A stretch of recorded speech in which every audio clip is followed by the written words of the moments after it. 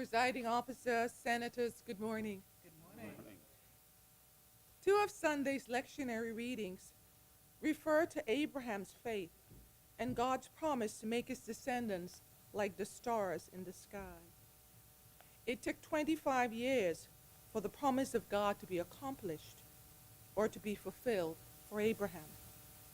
Sometimes in your personal and professional life, there may be things you want accomplished immediately, but you may have to cultivate patience.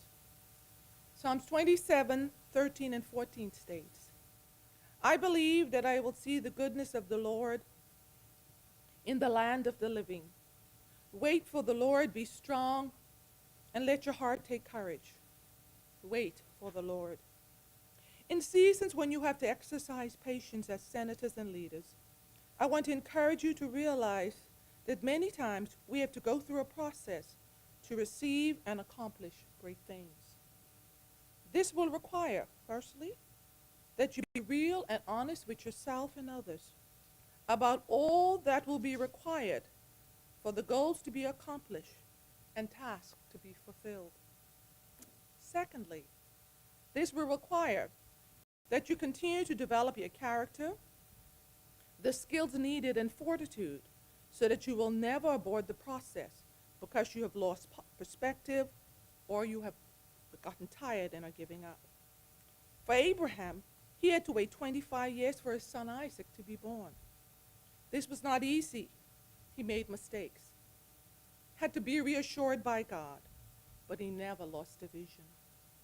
And we see the evidence to the vast multitude of his offspring in the world today. Peter Marshall said, when we long for life without difficulties, remind us that great oaks grow strong in contrary winds, and diamonds are made under pressure. Psalm 16 and 8 says, I have set the Lord always before me. Because he is at my right hand, I shall not be shaken.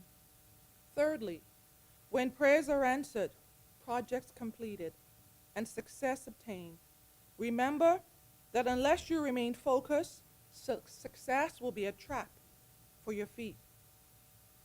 The world is littered with many persons' lives who were destroyed by success. They lost focus of the past struggles, lost their life's values compass, became blinded by accolades, and forgot that God afforded them the opportunity to rise. Senators and leaders, never let this be said about you in your personal or private lives. Someone has said, the more a person remains humble, the more the Lord will elevate them. Luke 14 and 11 states, for everyone who exalts themselves will be humbled, and everyone who humbles themselves will be exalted. Let us pray. Dear Lord, we thank you that in every generation you raise up persons and assign them tasks for their communities and world. Empower our senators with a humble spirit so that they will remain gracious in success, have a conscientious spirit to grow in leadership, and aspire to always make the lives of others better. May they never be self-absorbed, haughty, and impatient. When the process is long, help them to remain focused and surround them with mentors and team players who will bring out the best in each of them. Protect, guide, and lead them this day in all their undertakings. Watch over their families and keep them safe. In the precious name of Jesus we pray. Amen. Please join in the prayer for our Lord. Our Father, hallowed be thy name. Thy kingdom come. Thy will be done on earth as it is in heaven. Give us this day our daily bread, and forgive us our trespasses, as we forgive those who trespass against us. And lead us not into temptation, but deliver us from evil. For thine is the kingdom, the power, and the glory, forever and ever. Amen.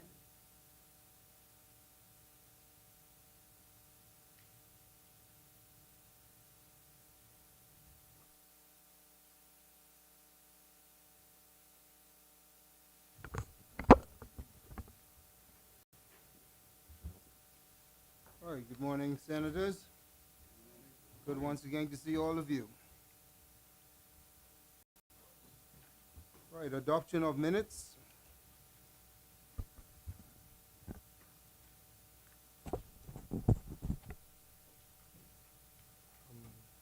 Morning. I move that the minutes of the session of the Senate held on Monday, the 28th of July, 2025, be adopted.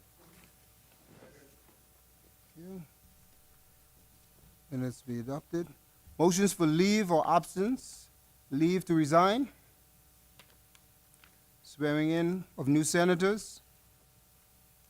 There are no communications from the president. Messages from the governor general. Messages from the House of Assembly. Messages from the House of Assembly.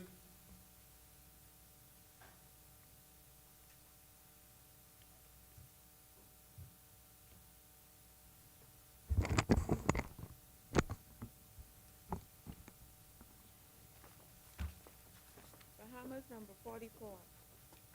Message to the Honorable the President and Honorable members of the Senate from the Speaker and representatives of the Honorable House of Assembly. The House of Assembly acquaints the Honorable the Senate that they have passed the following bills and desire the consent of that Honorable Chamber, namely, a bill for an act to continue the National Health Insurance Plan and Fund established and existing under the National Health Insurance Act 2016, to extend the benefits under the plan and to provide as a minimum standard health benefits and other benefits to persons presently enrolled in the plan and to persons eligible and enrolled after the commencement of this act, to validate all acts done under the existing plan and fund, to repeal and replace the National Health Insurance Act 2016 and for connected purposes.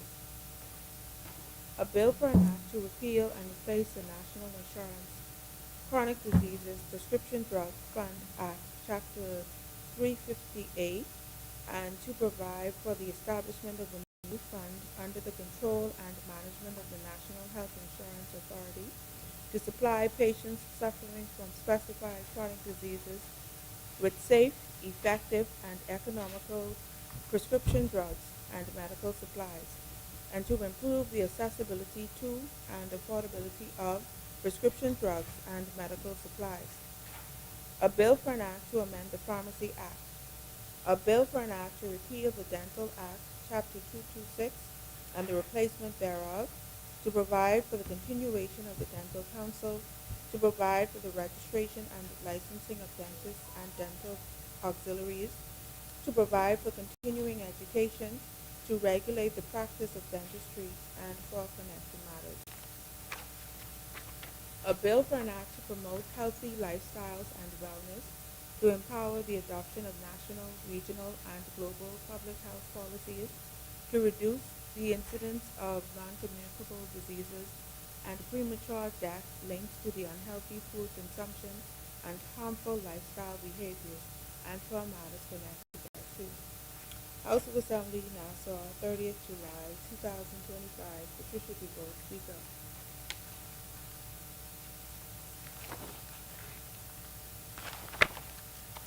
Bahamas number 45. Message to the Honorable the President and Honorable members of the Senate from the Speaker and representatives of the Honorable House of Assembly. The House of Assembly acquaints the Honorable the Senate that they have passed the following bill and desire the consent of that Honorable Chamber, namely, a bill for an act to amend the Parliamentary Elections Act. House of Assembly, Nassau, 6 August 2025. Patricia DeVoe, Speaker.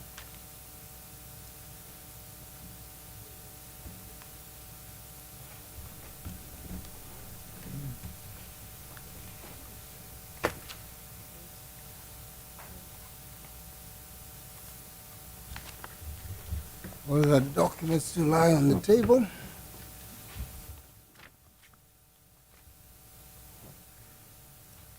Laying of documents by ministers.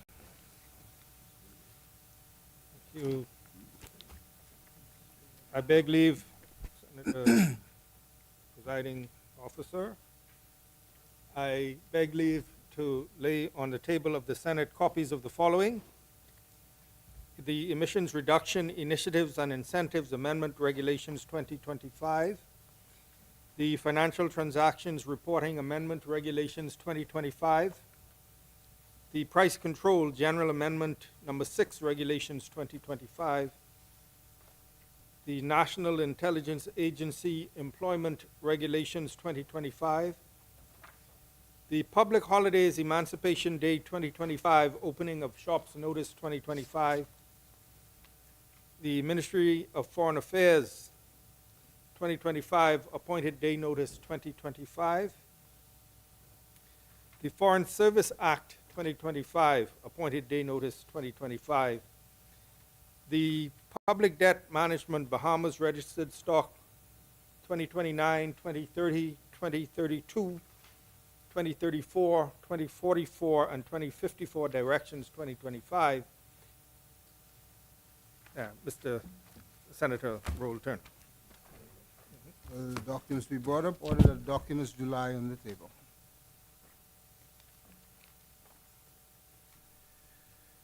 Communication by ministers, communication by senators, questions, answers to questions, presentations of petitions, appointment of select committees, reports of select committees, first reading of bills. Senator Roll Turner, at this point, we had previously laid the Parliamentary Elections Amendment Bill 2025.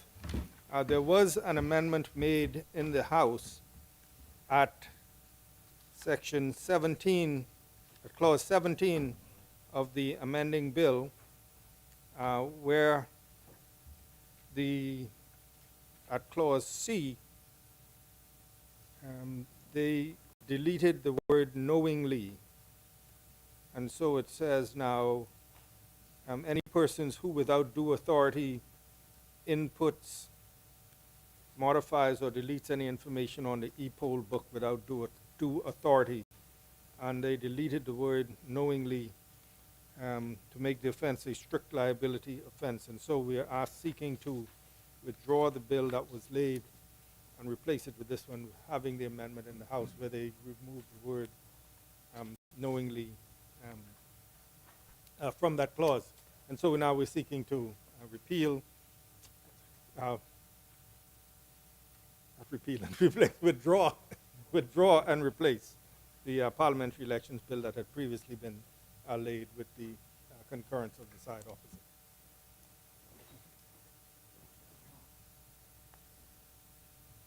Mr. Chairman, no objection. You? Thank you very much. The first reading of bills. No more at this time, Senator Roll Turner. Right, second reading and committal of bills.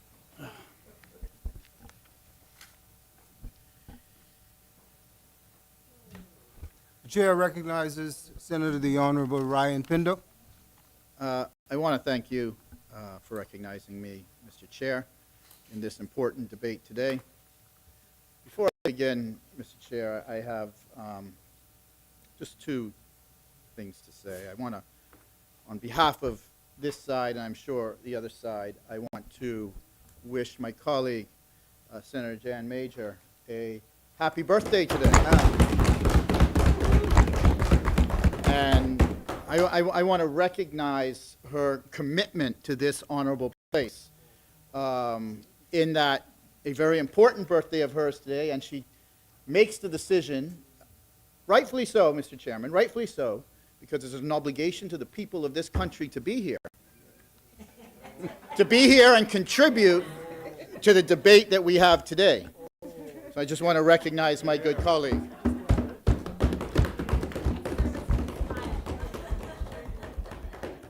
I also want to congratulate a good friend of mine, Mr. Chair. I've just received some, I think, what I regard as reliable information that a certain colleague around the table, and I don't want to get her into issues, but may have secured the nomination of her choice. And so I want to congratulate her as well. Congratulations. Oh, Well, you know, we are entering silly season, so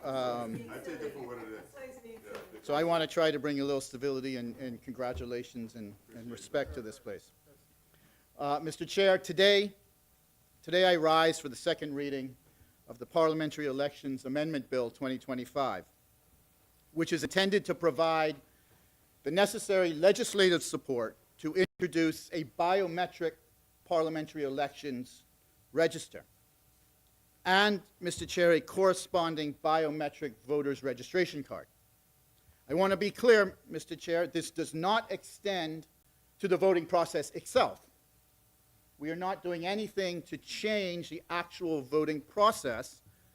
The voting process will be the same manual voting process that we have always had on a ballot, as we have always utilized in our elections, Mr. Chair. So I just want to say that at the outset to be clear what we are debating today. We are debating measures related to voter registration only.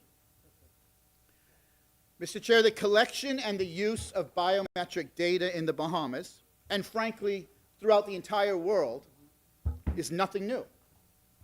And frankly, it is becoming standard procedure in the way we operate, not only within the Bahamas, but throughout the world. When you obtain a passport, Mr. Chair, the data collected and built into the passport itself is biometric data. You provide your picture, you provide your fingerprints, and you provide any other identifying characteristics that would be regarded as biometric data. So we do that currently with our passports. Mr. Chair, when you fly internationally, your biometric data and is utilized as many as 3 different times by 3 different data commissioners or entities that are collecting the data. You have your picture taken and sometimes your fingerprints taken and verified by U.S. immigration when you leave the country. We all know we got to go and take off our glasses and look in the camera and put our 4 fingers down, put our thumb down when we actually leave the country at U.S. immigration. When you pass through TSA security in the United States, you now clear TSA using facial recognition. That's biometric data that TSA now is collecting. So you have the U.S. Department of Immigration collects biometric data. You have TSA collecting biometric data. And in many instances, Mr. Chair, when you board the plane in the United States, you board merely by facial recognition. They now come and have you stand in front of a camera, and they scan your face, and you don't have to show a boarding pass, you don't have to show a passport, you don't have to show anything. They let you right on the plane. Because it's biometric data that the airline has and is collecting. So in all of these examples, and when you travel internationally, there are 3 different entities collecting your biometric data. You use, Mr. Chair, and your biometric data is collected on many of your day-to-day activities. This includes opening up your phone with facial recognition. You now look at your phone, and it opens up. You don't have to put in a code or anything else. You can open your computer many times now, the new computers, with your fingerprint. You just put your finger on the sensor, and it unlocks the computer. All of that is biometric data being collected, whether it be by the manufacturer or operator of your phone, whether it be the computer type that you have. The use of biometric data has made its way into many, many facets of our day-to-day life. And there's no reason, Mr. Chair, not to support it in something as important as voter registration. The use of biometric data in voter registration is a natural progression from the historical paper cards that are handwritten with photos taped onto the card. In fact, this method of voter registration and preparation of voter registration cards has been criticized internationally. Over the years, international observers and missions from organizations such as the Organization of American States, the Commonwealth Secretariat, and other reputable bodies around the world have monitored our general elections. That's standard in any real election that happens, certainly in this region, that there are monitors that go down. And all of their reports have been consistent. And while they do commend the Bahamas for its ability to peacefully conduct elections and the credible outcomes of our elections, they have also expressed serious concern, Mr. Chair, about the way we manage our electoral process.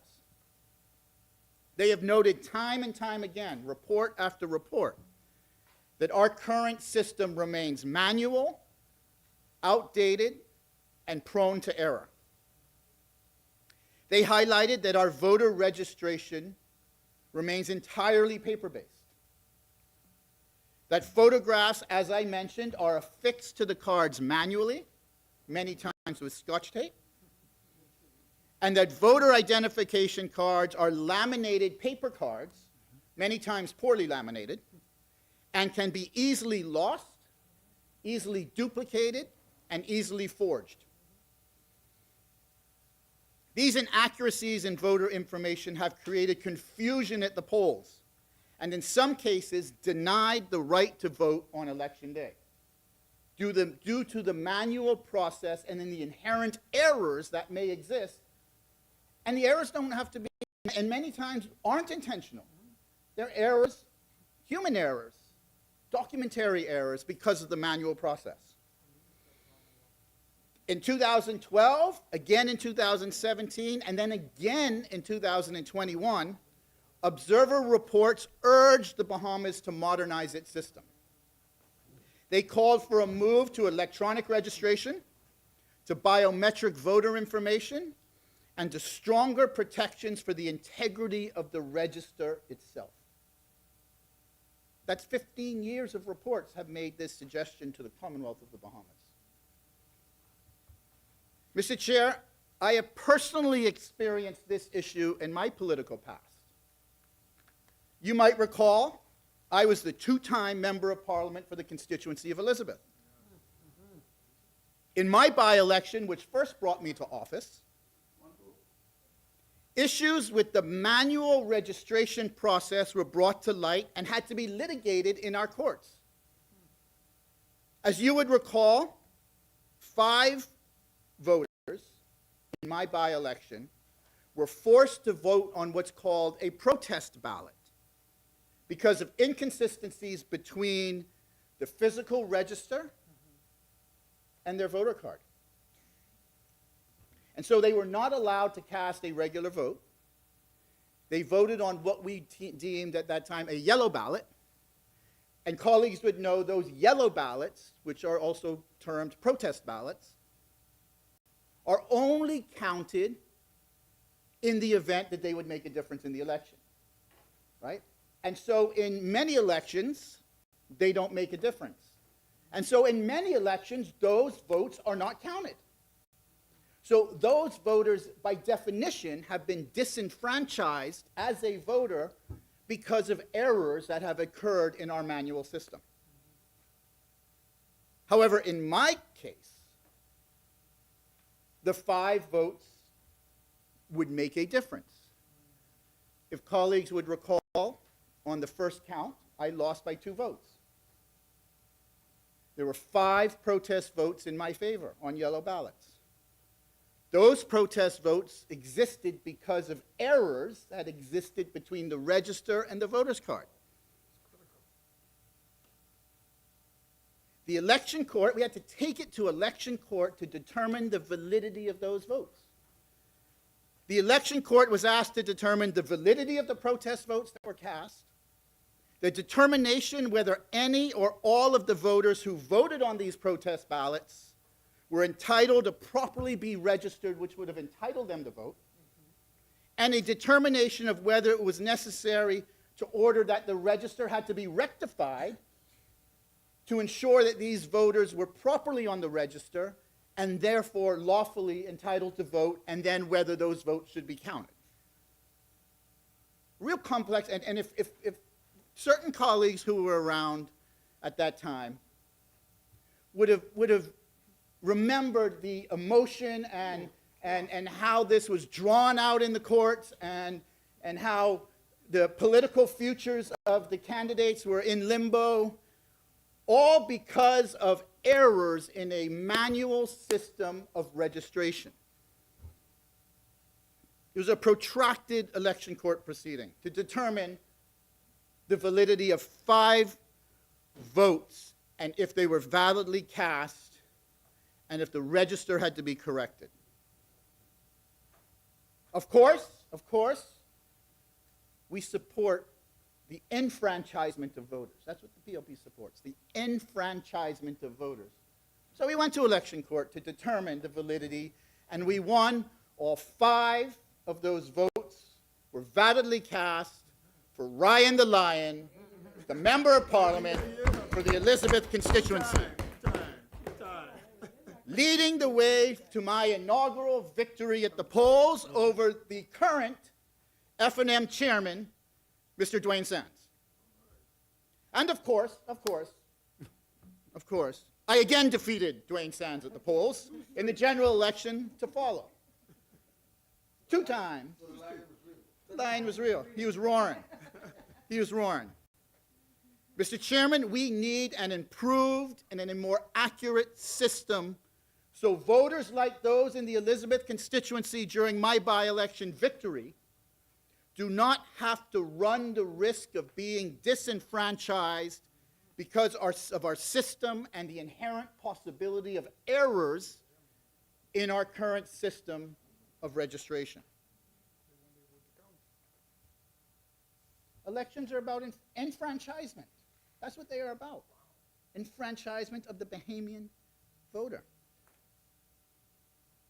Mr. Chair, history shows that the opposition is in agreement with what we are proposing. As you would recall, the Parliamentary Elections Act was amended in 2020 to convert the quinquennial voters register, so the 5-year register, into a continuous register. And a provision was inserted into Section 14.3 of the Act to allow for biometric permanent voters' cards to be issued in the place of paper voters' cards and the counterfoil. That was put in place in 2020 by the opposition. So clearly they support the notion of moving to a biometric register. It is a considered view of the Parliamentary Commissioner that the biometric card will greatly assist the Parliamentary Registration Department in eliminating duplicate registration, errors in the register, and identity of fraud at the point of registration. These are what the biometric card is intended, under the opinion of the Parliamentary Commissioner, to prevent. In this regard, the Parliamentary Registration Department has engaged the company called Canadian Banknote to develop a biometric voter card and simultaneously a digital voter registration solution.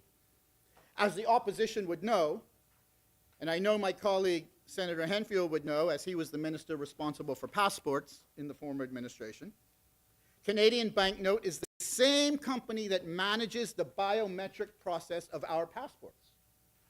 So we will have one vendor dealing with the sensitive biometric card or data of the citizens of our country. The biometrics to be captured are digital face photograph, fingerprints, and a digital signature of the voter. That's what will be captured for the purposes of the voter registration.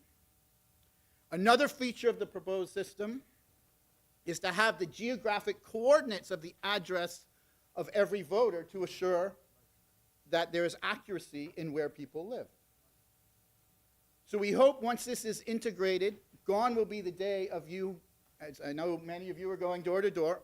I'm not a candidate, but many of you are going door to door, knocking on doors, seeing if somebody lives at this house when they may live 2 or 3 houses down. right? Very tedious, and you have your sheets that you fill out. I remember the days. Remember, I won twice. I remember the days where you had to go and fill out the sheets, and this is before the digital era now that you guys are walking around with tablets and stuff. You had big sheets, and you'd fill them out. What was the house number? And then they'd come in and renumber the houses. And now you had to go back, and the house number was wrong, and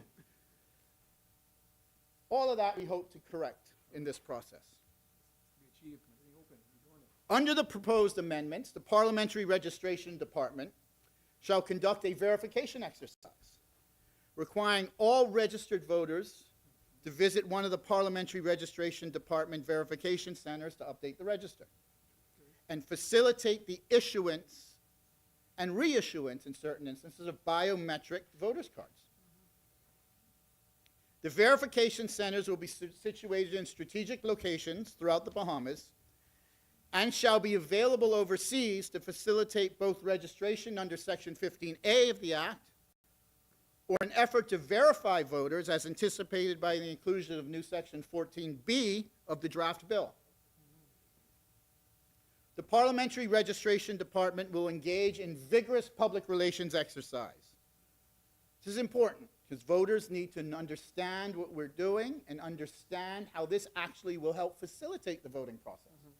I envision if you have a biometric card, your voting process on the day of election will be much quicker than those that still choose to have a manual card. You get in and vote and get out much quicker. Right? Very important, especially for those with tight windows at their job to go out and vote. Very important. So this public relations exercise to inform the voter and inform the citizen will utilize certainly print, social media, broadcast media to inform the voters of this new system and to encourage them to participate in the verification exercise to collect the new biometric card. Further, all persons seeking to register as a voter for the first time under Section 19 of the Act or to transfer pursuant to Section 13.3, so if you've moved into a different constituency, shall be required to provide their biometric data. It is proposed that the verification exercise will be conducted now, once the biometric process is in place, every 10 years, because characteristics change. We believe 10 years is an appropriate period of time for a new verification exercise to be undertaken. The Parliamentary Registration Department may still avail itself to existing enumeration powers under Section 16 of the Act, so they will still do enumeration exercises to verify the legitimacy of the register, because remember, it's still a continuous register. And so they will continue their enumeration exercises, as well as a revision of the register under powers in Section 22 of the Act. The combination of these proposed features will greatly assist the Parliamentary Registration Department in maintaining an uncompromised voter register. We envision that this system will be fully complete and rolled out, and biometric cards and a digital registration system will be in place as of January of 2026. I think it's important to note, Mr. Chair, this is an important piece of information, that approximately 80% of the registered voters have an e-passport, which contains the biometric data of your photograph and fingerprints of the passport holder. So you have already, if you have a biometric passport, a passport that starts, I think, with AA, you already have given your biometric data to the passport office to get that passport. Consequently, the Parliamentary Registration Department is seeking to leverage this fact, that the data already exists in our system, and are in discussions with the passport office to have this biometric data transferred to the Parliamentary Registration Department, so you don't have to go through the laborious, I don't even think it's laborious, but the exercise of again providing biometric data. Same company, same database, So it's just access, right? But access will only be given, because we have a data protection law, if you consent to that. So when you go in and verify the information, there will be a consent form that you can sign and says, effectively, I consent to the passport office as a data commissioner, sharing my biometric data with the Parliamentary Registration Department, who will not likewise be now a data commissioner under our Data Protection Act. And so it's up to the voter to elect that. If the voter does not elect that and still wants to verify and do your biometric process, then they will be able to again provide their biometrics to the Parliamentary Registration Department. Right? So if you choose not to have it transferred for whatever reason, that's not going to disenfranchise your ability to participate in the biometric registration process. You'll just have to give that data again to the Parliamentary Registration Department. I'll be signing a consent. Right? They already have my data. Me too, got to do. I'll sign the consent. I'll get my biometric card issued. I'll look for shorter lines on election day. Or I'll probably be in the advance poll because I'll be campaigning hard for some of my friends. Absolutely. But in any event, I think the line will be shorter with a biometric card.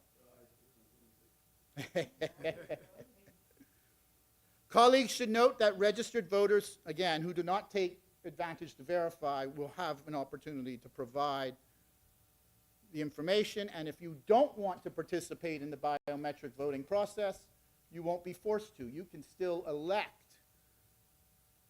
to have the paper registration card. So this isn't a mandatory feature. Our view was that if you made it mandatory, meaning if you didn't have a biometric card, you would be removed from the register, it would be a disenfranchisement of Bahamians who wanted to vote, but for some reason wanted to vote under the old system. So it's elective. It is also proposed that on polling day, the presiding officer will be issued an e-poll device, which will contain an electronic polling division register, inclusive of the photograph of every voter on the register. So you'll be able to verify on an electronic register the voter biometric registration card. You'll be able to do it electronically. Because the biometric card will have a barcode, and when that is scanned by the e-poll device, the photo, name, date of birth, place of birth, address, constituency, polling division, and voter registration number of the voter will appear on the device, and that'll allow you to verify the voter. However, as a contingency measure, a printed copy of the polling division register will also be provided to the presiding officer. So if, heaven forbid, something happens with technology, as sometimes it does, they will have a physical register to do the verification process as well. Again, the actual voting process will be manual on ballots, just like we have always done. That isn't changing. This is a voter registration exercise only. The Parliamentary Registration Department has taken the opportunity to include other amendments to the Parliamentary Elections Act, which will enhance its ability to administer the election process efficiently. With a growing population, additional polling divisions, additional constituencies, the time frames in the existing act have been quite strained. And so the Parliamentary Registration Department is looking in just a few instances to provide a little bit more flexibility.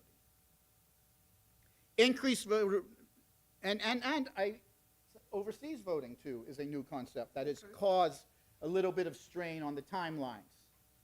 And so we want to give a little bit more flexibility to encourage the efficiency of actually conducting the elections.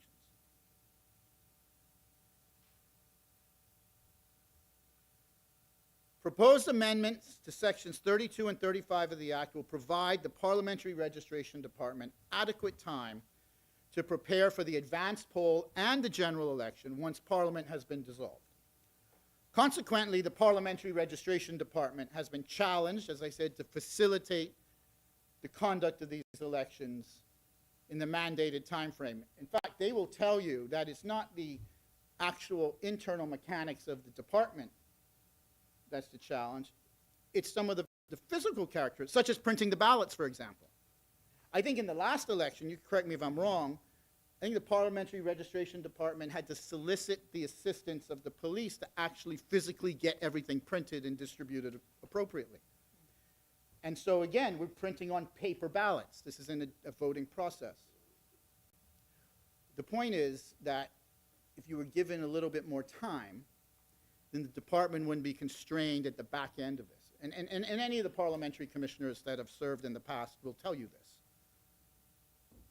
The legal framework for general election timelines as mandated in Article 67 of the Constitution, remember, outside timeframes are mandated in the Constitution of the Commonwealth of the Bahamas and also in the Parliamentary Elections Act, sections 32 and 35. And they read as follows, because we're not doing anything outside the scope of the Constitution.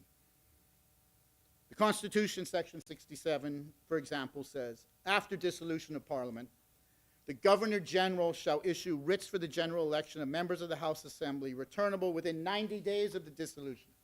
So the Constitution provides an outside date of 90 days.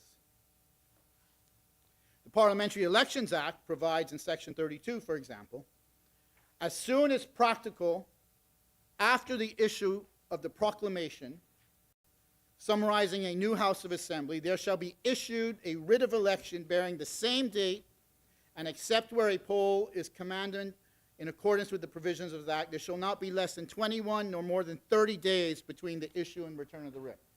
That's in the Parliamentary Elections Act. The period is 21 to 30 days after the issuance of the writ.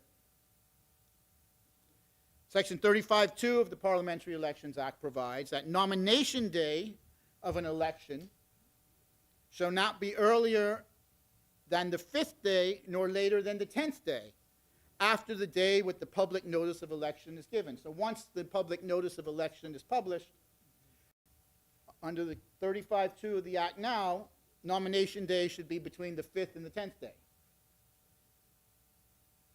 Of course, Sundays and public holidays are not included when factoring in the available dates and the mandated timelines by law. To support credible elections conducted within a dynamic environment, the Parliamentary Registration Department recommends Section 32 of the Act be amended to extend by 5 days, to read by not less than 26 nor more than 35 days between the issuance of the writ, issue and return of the writ. So they've given themselves an extra 5 days for the issuance of the writ and the return of the writ from the elections. And Section 35(2) is being amended to say nomination day of an election shall not be earlier than the 5th day nor later than the 8th day. So they're giving themselves 3 more days on the back end to prepare for nomination day. Again, these amendments are completely consistent with Section 67 of the Constitution of the Commonwealth of the Bahamas. Mr. Chair, today we are merely putting into operation the use of biometric data which the opposition put into law in 2020 when they made their amendments to the Parliamentary Elections Act. There certainly should be no controversy today. Should be no controversy. Any controversy drummed up by the other side will be attributable to mere politics and reflective of political posturing as we get closer to election season. The Parliamentary Registration Department hosted a consultation session for parliamentarians, inclusive of the opposition. Here, a presentation was given. The rationale for what is being implemented was explained, and questions were asked and answered. The opposition was there and accompanied by their lawyer, the president of the Bar Association. I personally encouraged the opposition and their lawyer, the president of the Bar Association, to put any concerns or suggested amendments to the legislation in writing and send them to me. We delayed the debate in that other place for a week to give ample opportunity to hear from the opposition as we recognize the importance of an inclusive and non-political approach to this process. Mr. Chair, as they usually do, the opposition failed to put anything in writing to me. No concerns were expressed in writing to me. No suggestions or proposed amendments were presented to me, even though I invited their attorney, the president of the Bar Association, to put any suggested amendments in writing. So as such, Mr. Chair, I fully anticipate unanimous support for what we do today. Mr. Chair, I move for the second reading of the Parliamentary Elections Bill 2025.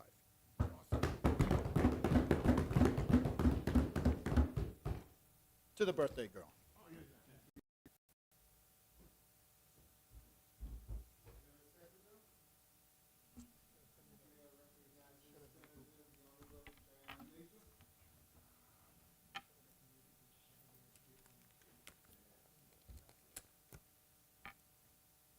Mr. Chairman, I'd like to begin by first giving honor, praise, and thanks to God for allowing me to see another birthday. Every day above ground, every year I'm here to celebrate. I'm truly here by God's grace. And I am humbled to be in this place to serve and to continue to be better, show up better, and to do my work for the Bahamian people. So I thank you, Lord, for life, strength, and purpose. Mr. Chairman, we are at a pivotal juncture for our democracy. The Parliamentary Elections Amendment Bill of 2025 is not just legislation. It is a declaration of Bahamian resolve to end obsolete systems, to safeguard every vote, and to propel our nation into the vanguard of electoral integrity. Mr. Chairman, our history reminds us that the right to vote in the Bahamas was not always equally enjoyed. We stand today on the shoulders of those who fought tirelessly for universal adult suffrage in 1962, breaking down barriers of race, gender, and economic status. Before that, voting rights were limited to property-owning men, meaning many Bahamians, particularly women, and the working class had no voice in choosing the leaders who governed them. It was the PLP who played a pivotal role in dismantling the property qualifications for voting in the early 60s, and then ushered in majority rule and independence. It was in 1962 that the right to vote was finally extended to all Bahamians over 21, and later the voting age was lowered to 18.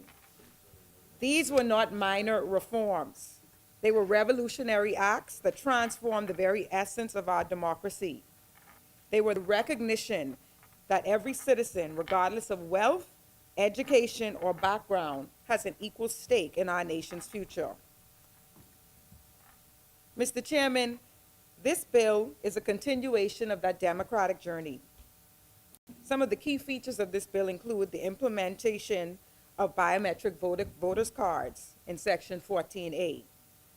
We will no longer be solely reliant on fragile paper cards. Instead, we will have durable, tamper-resistant biometric voter ID cards, similar to your NIB cards and driver's licenses. And these are embedded now in the law. Each voter will have a unique identifier, making impersonation or double voting virtually impossible. The cards are optional and would incorporate advanced security features like digital fingerprints, facial recognition, electronic signatures, and would remain valid for a period of 10 years, offering convenience and protection. Mr. Chairman, this will enhance our security, reduce fraud, and modernize our electoral process. The old system that's been crammed with paper cards and static registers breeds frustration and doubt. In 2021, the Organization of American States warned that paper voting cards were easy to duplicate and prone to deterioration. This wasn't theoretical. Over the years, we've all witnessed the octogenarian voters in Nassau clutching tattered voters' cards, and families in our family islands who've been left stranded when their polling materials have arrived days late. Worse still was the hurried decision by the former administration to make our voter list permanent in late 2020. At the time, many of the calls for safeguards went unanswered, disenfranchising and displacing many hurricane victims and first-time voters who were left off the list. Mr. Chairman, this bill also provides for voter verification every 10 years under Section 14B. Every 10 years, voters will be required to appear in person to confirm or update their personal and biometric data. This measure preserves the integrity of our voter roll by ensuring deceased individuals are promptly removed and new eligible voters are quickly added. The Parliamentary Commissioner, of course, will oversee the process with flexibility in delivering penalties for false declarations.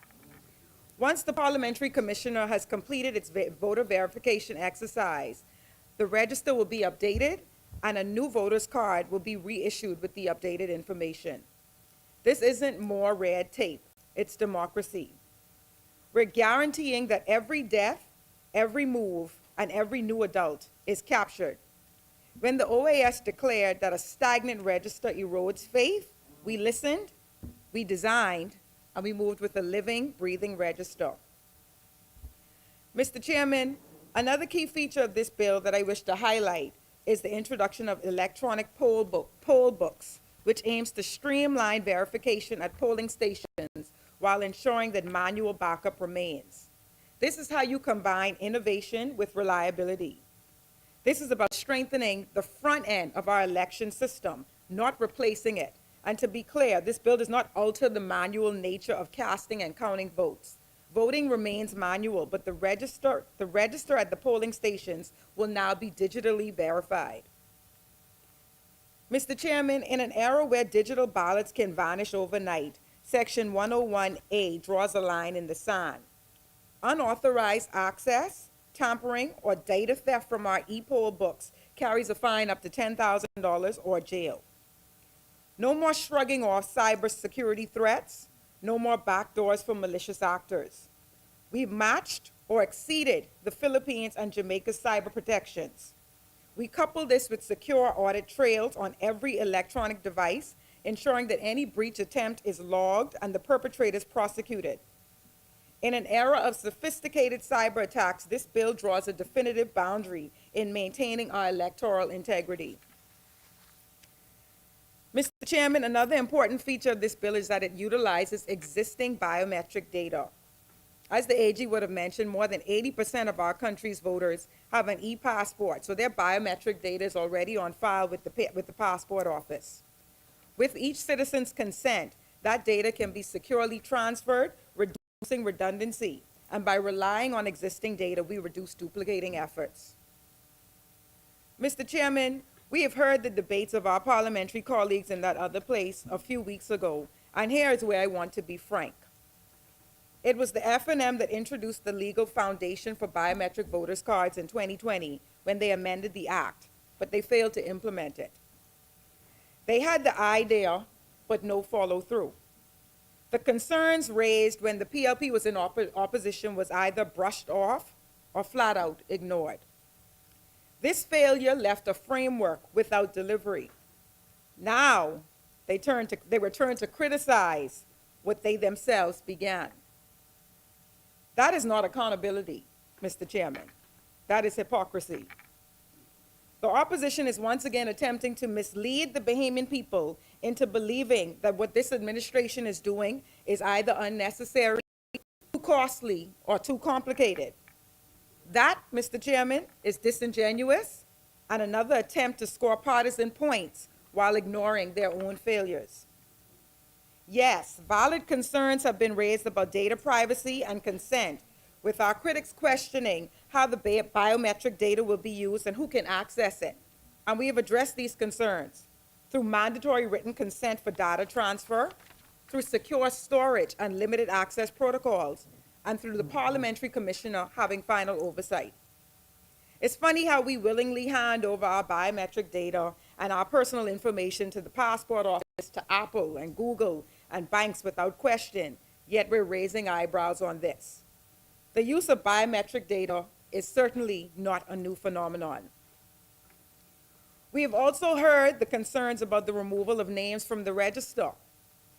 Mr. Chairman, the legal duty to maintain the register falls solely on the independent parliamentary commissioner, not the prime minister, not a cabinet minister, not any other politician. So the removal would not be the result of political maneuvering or interference, but rather the result of a thorough investigation and verification by the parliamentary commissioner. If any individual believes that they were wrongly removed from the register, then the bill provides for clear, lawful processes for appealing. Mr. Chairman, let me be clear. These reforms were not rushed. They were built on extensive technical planning, public briefings, and consultation, unlike the 2020 process, where such steps were absent. This government is acting transparently, responsibly, and in the public interest. Furthermore, we reject that narrative that these reforms will disenfranchise Bahamians. The bill explicitly safeguards the right to vote, even if biometric data fails. Alternatively, legal identification will suffice. And of course, people can still rely on the manual voting cards if they wish to do so. So no Bahamian will be denied this basic right to vote. Mr. Chairman, what separates this administration from the former administration is political will and action. We do not just talk about reform, we deliver it. We are finishing what they started but could not complete, because we understand that modernizing our elections is not optional, it is essential. This bill is not partisan, it is patriotic. It preserves the sanctity of the vote. It strengthens the democratic process for every Bahamian. We are continuing a journey that was started in 2020, but we are completing it with transparency, consultation, and accountability. This bill closes a legislative gap. It delivers what was promised and what the people of the Bahamas deserve, which is a modern, secure, and trustworthy electoral system. I stand today to ask that we reject political theater and embrace progress grounded in principle. Let us pass this bill and fortify our democracy for today and the generations to come. Thank you, Mr. Chairman, and may God continue to bless this nation, our democracy, and all of the citizens of this great Commonwealth. Thank you, Senator Major. It has been moved and seconded that the following bill be read a second time and committed: the Parliamentary Elections Amendment Bill 2025. As many, the chair recognizes Senator the Honorable Michael Barnett. Thank you, Mr. Chairman. Before I turn to the substantive part of my contribution, I'd like to take a moment to profess my love for domestic tourism. I spent the Emancipation Day weekend in the Abacos, the home of my good leader of Senate opposition in the Senate. Walking the sand, I would. All right. I was walking the sand on the award-winning Treasure Key Beach. Great Abaco continues to be an island with die-hard FNMs who are always willing to offer a prayer and an encouraging word, which is always a soothing balm in this opposition life. So today, Mr. Chairman, I want to say a special good morning to the island of Great Abaco, and especially to Mr. Randy Dean and Mrs. Terry Russell Roll. They took very good care of me. Happy birthday to my fellow Senator Jayan Major. And through you, Mr. Chairman, I want to tell her that it only gets better from here. Your colleagues at Higgs & Johnson, that other law firm, told me to make sure that I did not let your birthday go below the radar as you wished. And so I wanted to let you know that your presence in this honorable chamber has raised the level of debate on the other side. But you know, that's what we Michaelas do. So I hope through you, Mr. Chairman, that my colleague has an amazing day and that she truly celebrates this milestone birthday. Today, I rise to contribute to the debate on the Parliamentary Elections Amendment Bill 2025, a bill which, if enacted in its current form, will usher in sweeping and complex changes to the way Bahamians register to vote, verify their identities, and protect their right to participate in free and fair elections. And Mr. Chairman, I just want to give you, everyone, a little background information on me and elections. I have worked 5 elections. I worked in Pinewood in 2002, Fort Charlotte 2007, Elizabeth 2012, Mount Moriah, and I was occupied.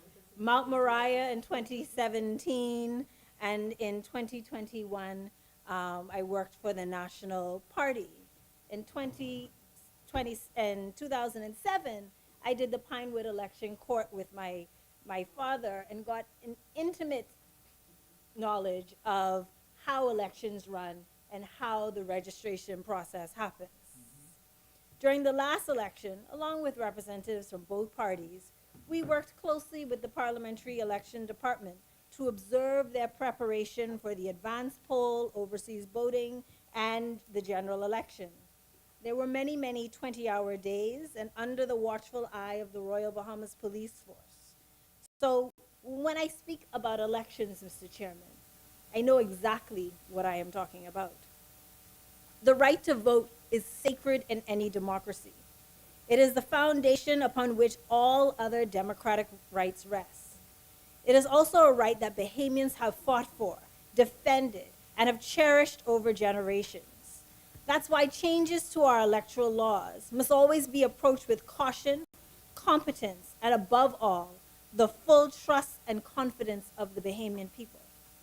Unfortunately, Mr. Chairman, this government has squandered much of that trust. And I want to be clear from the outset, the Free National Movement has long supported modernizing our electoral system. We have a proven track record of doing the hard work to strengthen electoral integrity while protecting the rights of voters. In 2011, during the parliamentary debates on the Parliamentary Elections Act, Carl Bethel publicly called for replacing the flimsy voter cards with biometric cards. For my part, Mr. Chairman, I don't understand why we didn't make this change at the same time that we got rid of those handwritten driver's license and handwritten national insurance cards. It's beyond me. That vision became concrete action under the Minnis-led F&M government in 2020. Parliament passed amendments to establish a continuous or permanent voters register and authorized the introduction of biometric voter ID cards, a step that was no doubt taken after considering the global trend towards secure, modernized elections after weighing the benefits and risks. But more important was the decision to implement these changes gradually, introducing major technical upgrades just before a general election risked confusion and disruption. The bill before us, Mr. Chairman, takes that legal framework and moves it forward, but without the necessary protections in place. This bill proposes to do several things, but sometimes it feels like nobody besides me, who likes to pay attention to the logistics of a general election, seem to be interested in the additional time that this legislation will give the Parliamentary Registration Department to roll out those necessary election protocols. But what everyone is paying attention to is the introduction of the optional biometric voter ID cards embedded with digital fingerprints, facial recognition data, and electronic signatures. The government asserts that these measures will align the Bahamas with global best practices, and I do not disagree. But what I think we really need to be launching is a national ID program. The need for a national identification card is pressing. A national ID, particularly for children and adults, Adults can use driver's licenses or their national insurance cards, but children can't. Their national insurance cards don't have their photographs on them.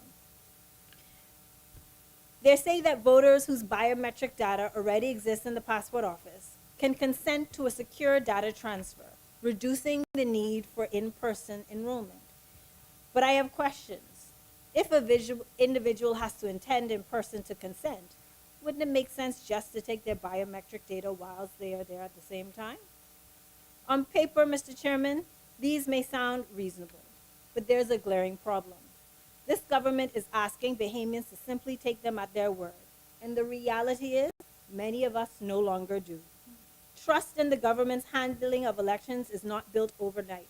It is earned over years through transparency, honesty, and the consistent delivery on promises. This PLP government has failed on all three accounts. There have been too many grand announcements followed by half measures, delays, or broken promises. Too many policies that have been rolled out without proper consultation, only to be walked back after public backlash. Too often, information that should be in the public is hidden, delayed, or released only after pressure, and too many denials in the face of glaring evidence to the contrary. That records matter, Mr. Chairman, because electoral reform is not just a technical change. It is a covenant between the state and the people. And if the public doubts the integrity or the motives of the government of the day, every reform, no matter how well-intentioned on paper, may be viewed through the lens of suspicion. And make no mistake, Bahamians are already skeptical. We's a skeptical people. And we see the PLP trying to fast-track a system that will collect our most sensitive personal data without first showing in black and white how it will be protected, without having in black and white legislation that the will to adequately protect it. My colleague spoke about cybersecurity, but where is that in the legislation? We have promises of safeguards to come instead of safeguards in place. The government that has eroded trust is now asking for it more than ever before. Biometric data is not just another category of personal information. It is a special category of data, unique to each individual, impossible to change, and capable of identifying us in perpetuity. A stolen credit card can be replaced. A stolen fingerprint cannot. And that is why in jurisdictions like the European Union, the General Data Protection Regulation exists, and it imposes the strictest possible protections on biometric data. These include explicit and informed consent before data collection, limits on the purpose for which the data can be used, strong encryption and secure storage, independent oversight by a properly resourced data protection authority, and clear rights for citizens to access, correct, or delete their data. Here in the Bahamas, our Data Protection Act was passed in 2003, long before biometric technologies became commonplace. Data protection law has advanced by leaps and bounds since then. And I understand that new data protection legislation is being drafted by some of the best legal minds in our country. But it hasn't been finished. It's a work in progress. But more than just needing legislative protection, what about the body that will regulate and monitor our personal data that is more and more being stored electronically? Has the Office of the Data Commissioner been given additional resources to monitor the collection and storage of fingerprints, facial scans, and electronic signatures? I'm not sure if it was in the budget because they certainly didn't brag about that. Biometric data is rapidly becoming the chief means of confirming one's identity. In fact, I get annoyed when I can't sign in using Face ID. But I know that the management of my biometric data is governed by the home jurisdiction of Apple. The Minister of Education recently spoke about rolling out student IDs to improve security in government schools. These IDs, even if they only contain a photograph and a name, can link to a system with personal data and possibly even sensitive personal data. The amount of electronically collected data in 2025 continues to grow rapidly. But again, our legislation to govern the use and storage of personal information is woefully outdated. And the government is asking Bahamians to hand over their most sensitive data without putting in place first the modern enforceable safeguards to protect it. That is, in my opinion, reckless. And given their track record, it's also a recipe for deepening the public's mistrust. Modernizing elections is not just a technical exercise. It's about confidence.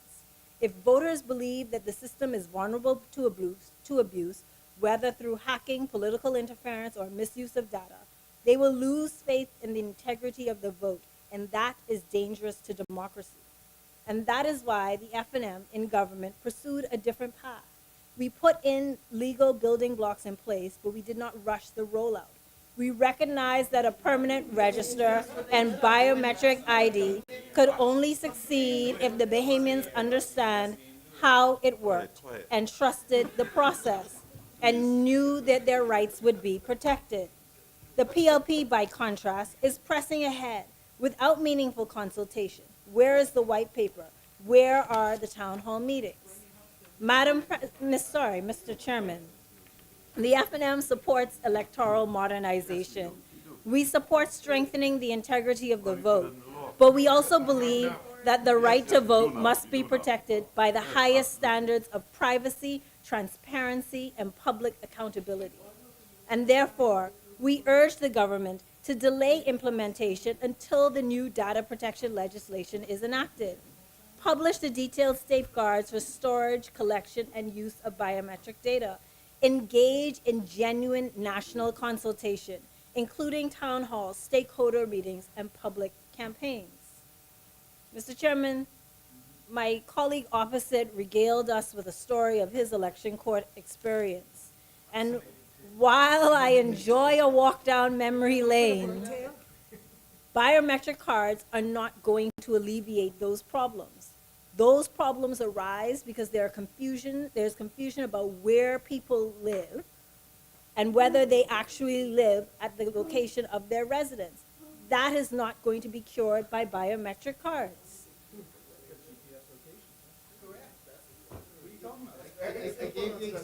Yes, but that doesn't.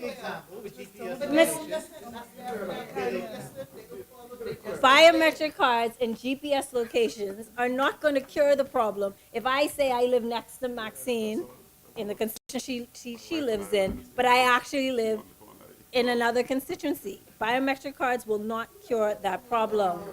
Modernization and biometric cards will not cure that. Modernization done right will make our elections stronger. Modernization done wrong will erode the trust for a generation.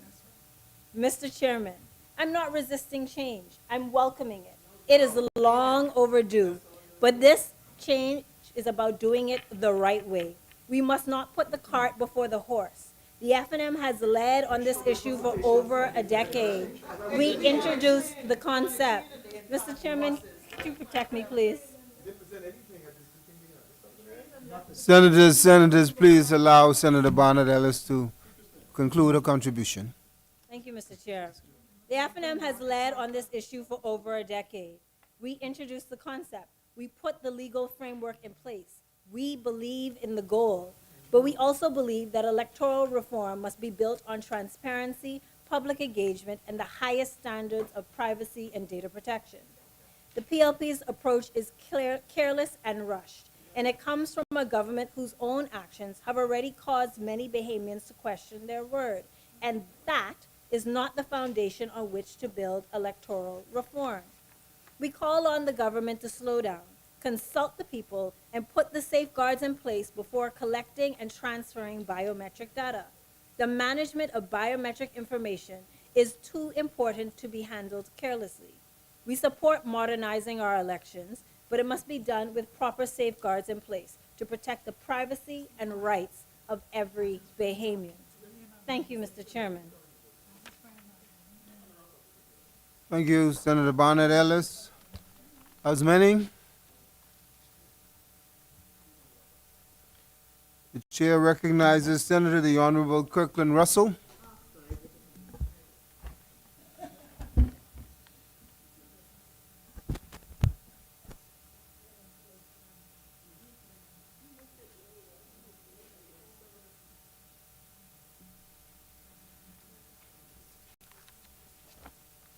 Good morning, Mr. Chair. Thank you for recognizing me. Before I go into my communication, let me just say this. The speaker, the senator before, reminded us of one thing that is sure, Senator Alcides. They talk it, the PLP action it.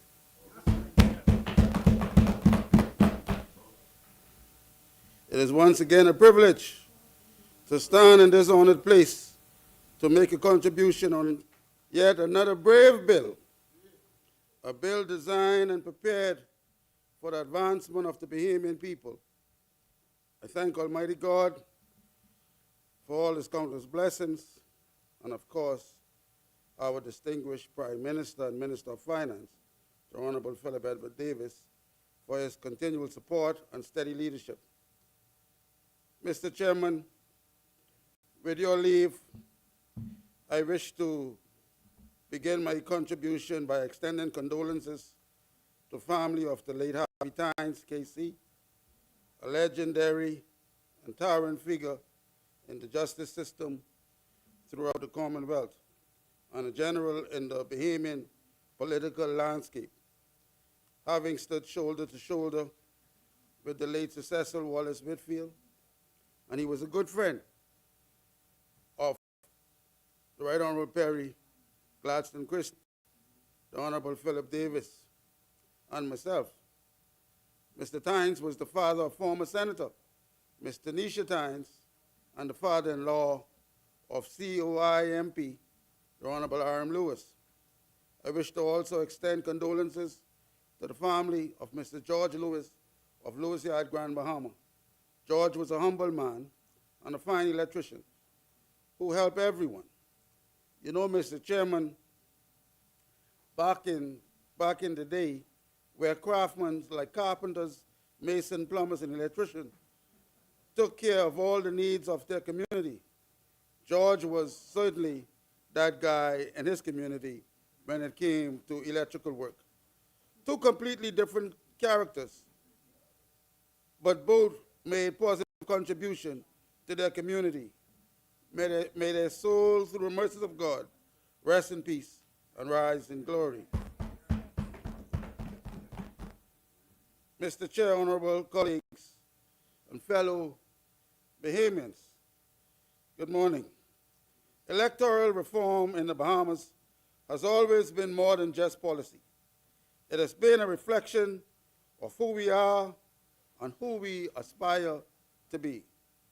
Let's look back and glean into the early days of the Bahamas, when voting was a public act, spoken aloud, better known as open vote, with no privacy, no protection, and in the front of the candidate, whom was probably your boss, your partner, or your landlord. So just imagine where we have come from. Then came the secret ballot. In 1937, a revolutionary step towards safeguarding the individual voice and rights. However, only men with wealth and land could vote. So where you think that put my poor grandparents? As a trade unionist, I stand on the shoulders of giants, union leaders and workers who in 1958 made one of the most profound contributions in Bahamian democracy. The one and only general strike was not just a protest. It was a declaration of dignity. It was a demand for equal rights and justice. Sir Clifford Darling, who led the taxi union, the initiators of the strike, once said, "We were fighting for respect, for recognition, and for the right to be heard in our own country," end quote. And they were heard loud and clear. For nearly 3 weeks, the workers of New Providence shut down the island, inclusive of the tourism industry, not out of anger, but out of courage. Mr. Chairman, Sir Randall Fox, the father of labor, wrote in his memoir, "We were not just striking for wages, we were striking for justice, for the soul of a nation," end quote. The soul still lives in every worker who dares to speak truth to power. It lives in every union that stands for fairness, and it lives in every citizen who casts a vote with pride.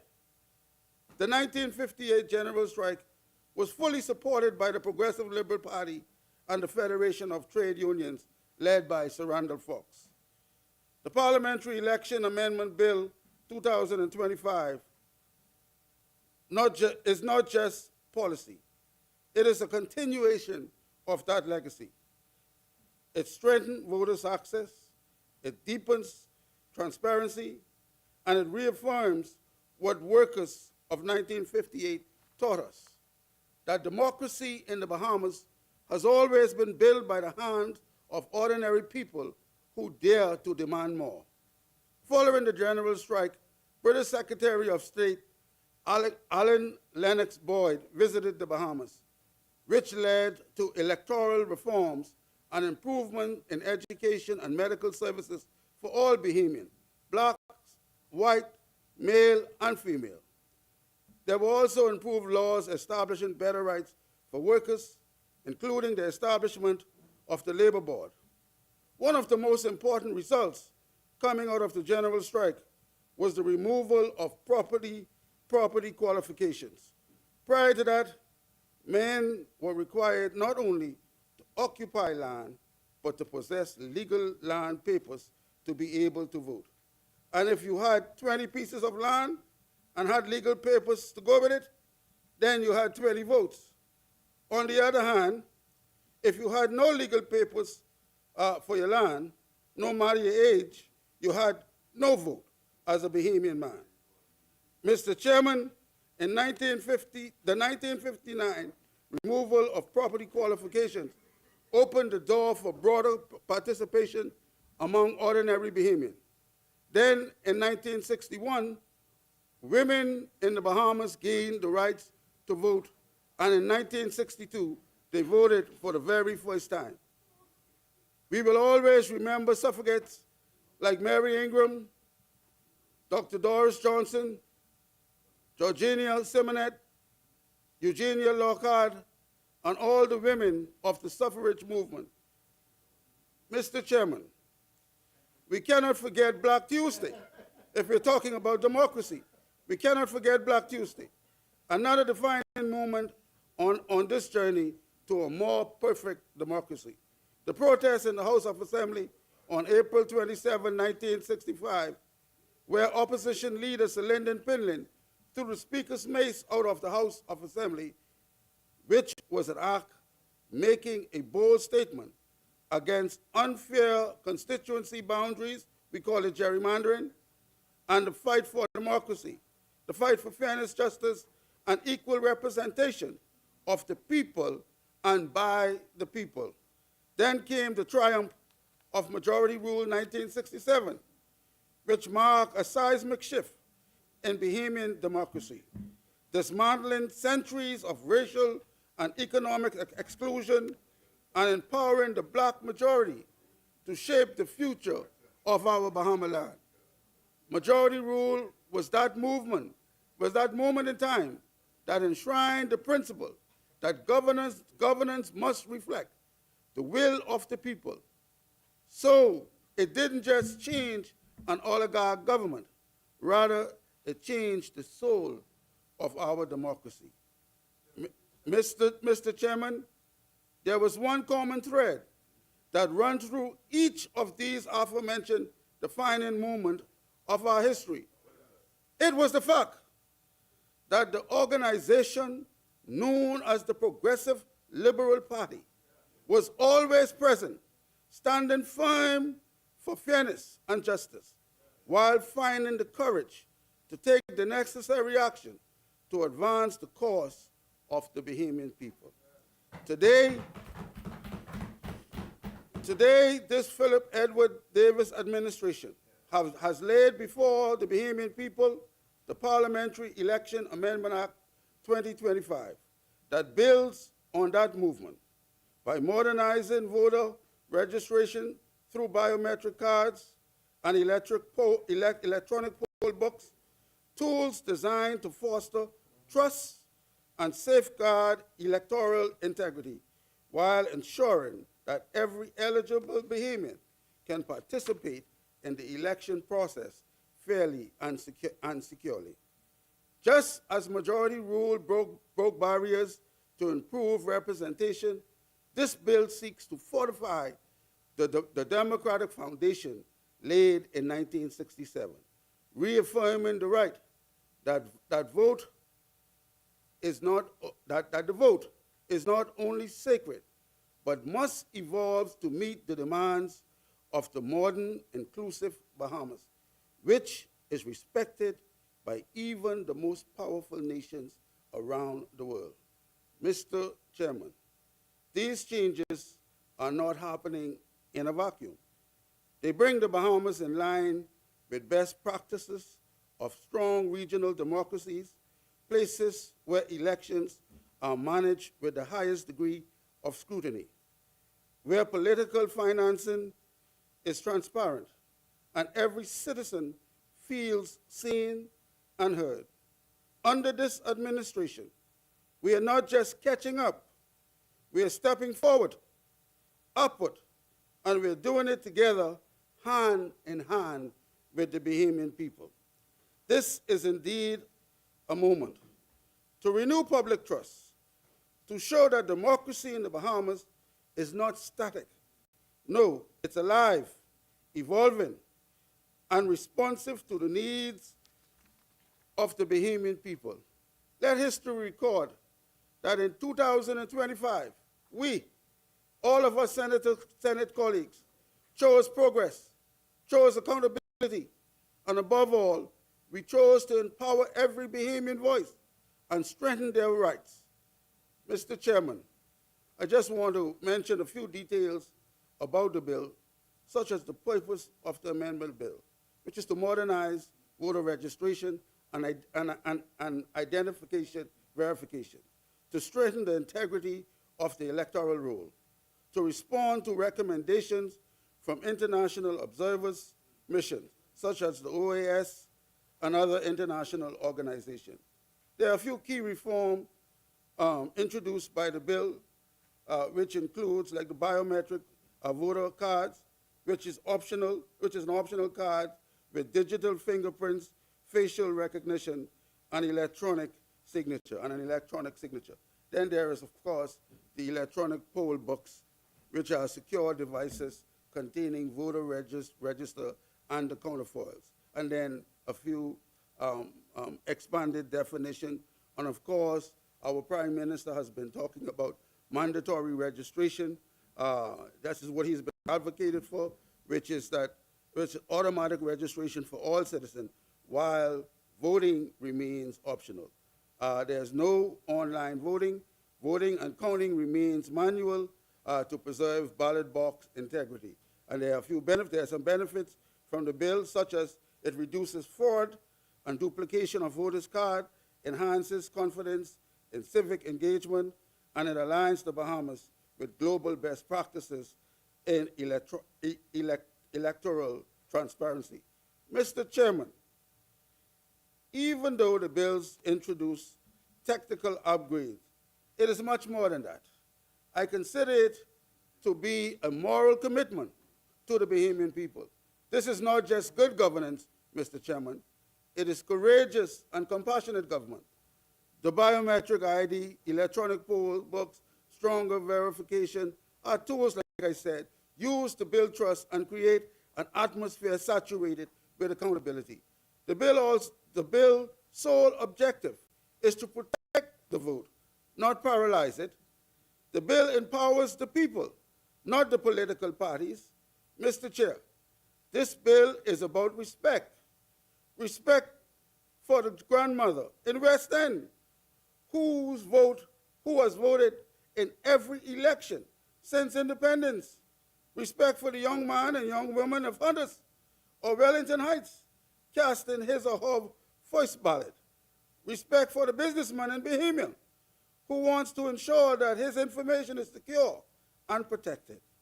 Respect for the idea that every Bahamian deserves a system that works, protects, and uplifts. This bill is our promise to all of them, and we must keep it. Democracy is not about convenience. It is a covenant. Let us pass this bill not as adversaries, but as guardians of that covenant. As I bring my contribution of this debate to a close, let me remind you of the words of the father of the nation, Sir Lyndon Oscar Pinley, who once said, "The people of this great little democracy have spoken in the most dignified and eloquent manner, and the voice of the people is the voice of God." This bill is about positioning our democracy at a place that allows all Bahamians to trust our electoral system. It's about ensuring that every Bahamian, whether in Bimini or in Agua, whether young or elderly, can cast their vote knowing it counts, knowing it's protected, knowing that their democracy is evolving justly with integrity. We are not abandoning traditions. We are strengthening it. We are not replacing the ballot box. We are reinforcing its sanctity. And we are not imposing biometric registration. We are offering it as a secure, optional tool for those who choose it. To the general public who may ask, will this make voting harder? The answer is no. Voting remains manual, familiar, and accessible. These reforms make registration more secure, not more complicated, ensuring one man, one vote, one woman, one vote. The public may also ask, is my personal data safe? And the answer is yes. Biometric registration is optional, and strict safeguards are in place to protect privacy and prevent misuse of the system. Another question may be, is it necessary? Absolutely. Electoral integrity is not a luxury. It is a duty. And it's the ultimate responsibility of any well-thinking government to ensure that all processes designed to elect our leaders are fair and just. We must all support mitigating against what may be a mere perception of a rigged ballot, or God forbid, our election process. As I said before, these reforms respond directly to recommendation from international observers who praise our peaceful election process, but cautions us about our outdated manual system. The system that opens the door for mistakes or even corruption. These amendments addresses those cautions and aligns us with regional best practices. The final question, is this bill politically motivated? The answer, no. This bill presents a bipartisan opportunity to modernize our democracy. Our parliamentary commissioner has already invited Prime Minister Honorable Davis and his loyal opposition leader,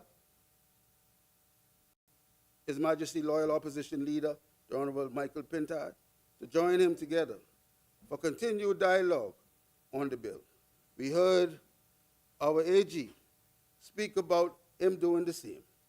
Whether the response came or not is another story. But the olive branch was extended to ensure that the amendments benefit all Bahamians, regardless of political party. Let us move forward with courage and clarity.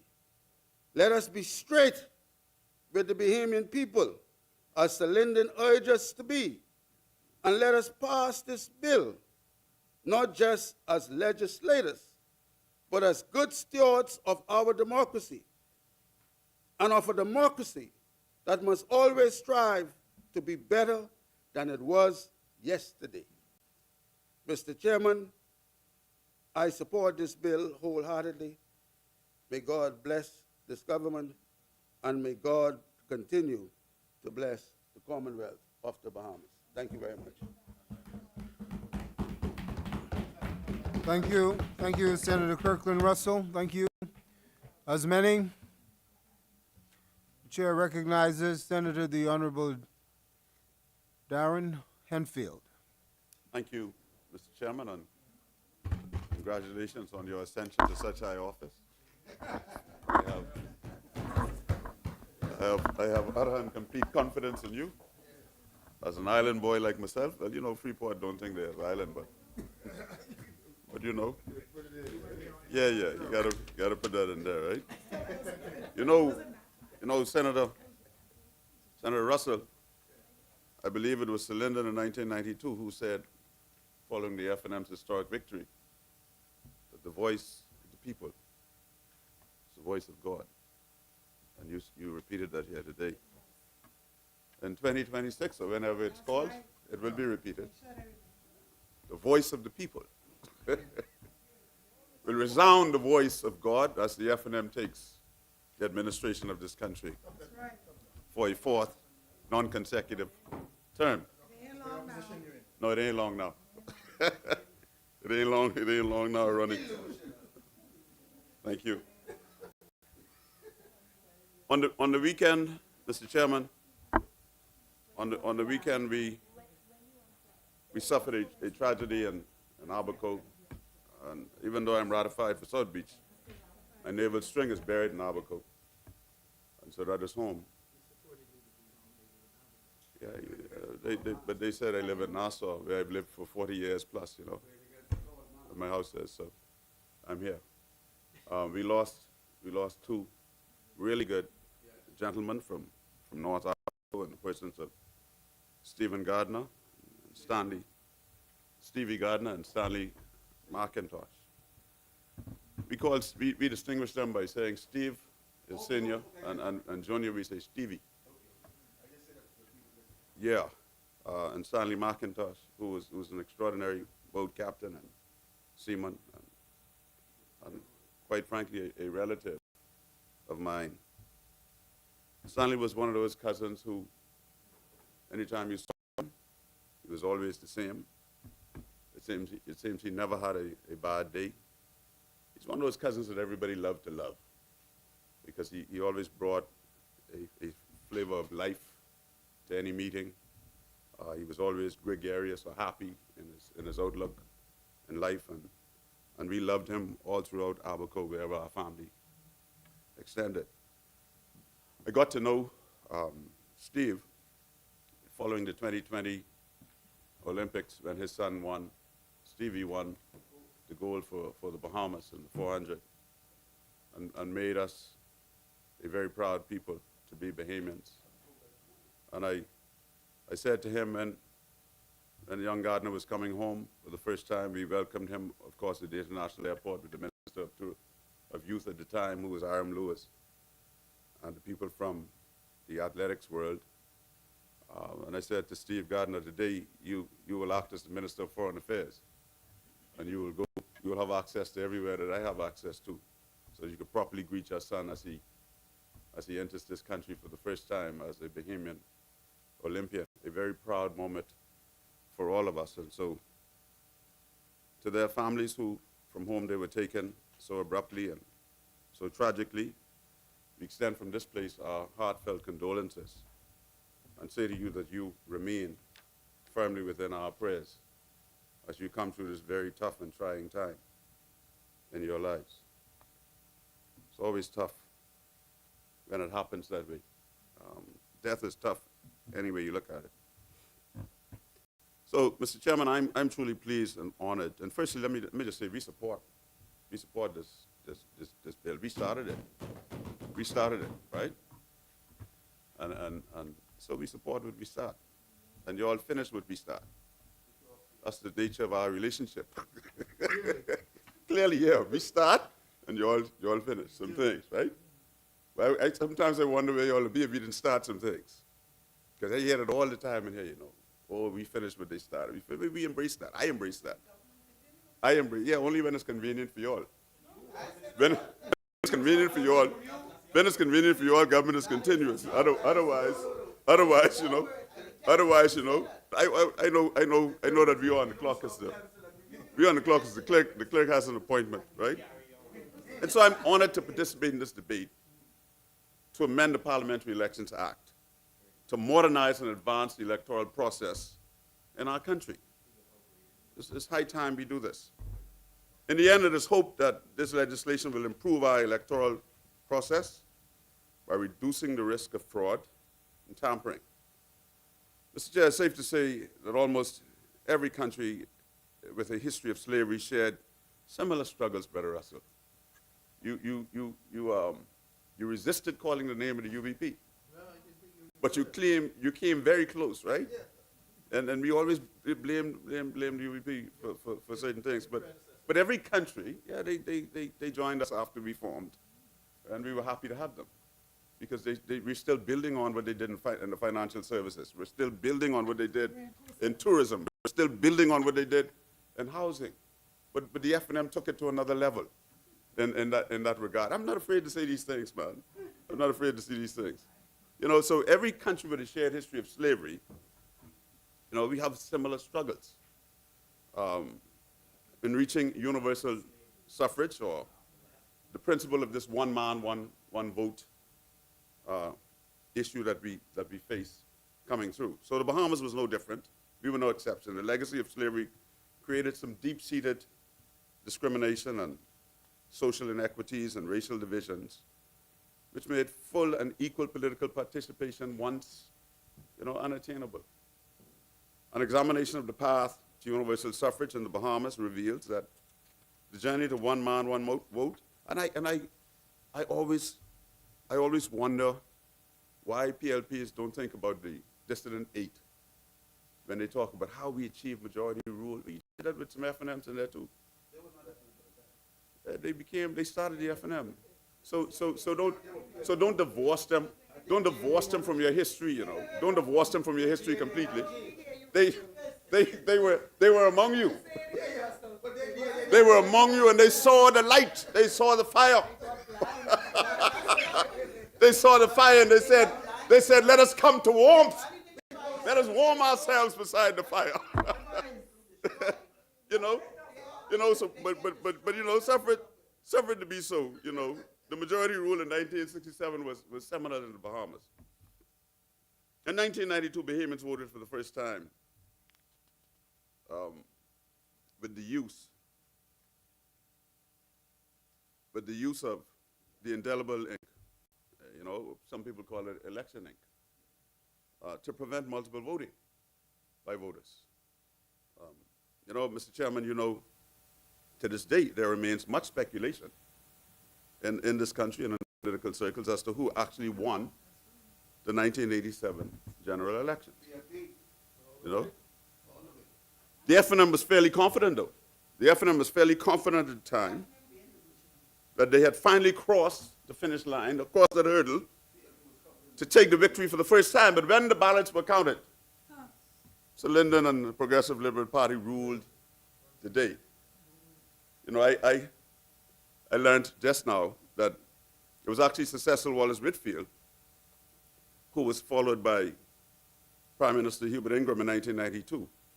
And you know, we realized that Ingraham was a former chairman and cabinet minister in the PLP, and then leader of the opposition, you know, when this finally came to fruition, I think it was. But it was Sir Cecil Wallace Whitfield who insisted, because of his experience in 1987, who insisted that we use the indelible ink.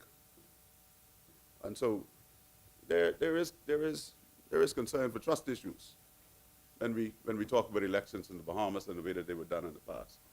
It's not just the UVP who was flying everywhere they own land to vote. We learned other ways to do it. We learned all other ways to do it as a people. As a people, we learned other ways to do it. So the use of indelible ink was codified in Parliament. I think it was in 1992. So, Mr. Chairman, every Bahamian eligible to vote in this country should embrace the privilege to vote and the exercise of that hard-earned right.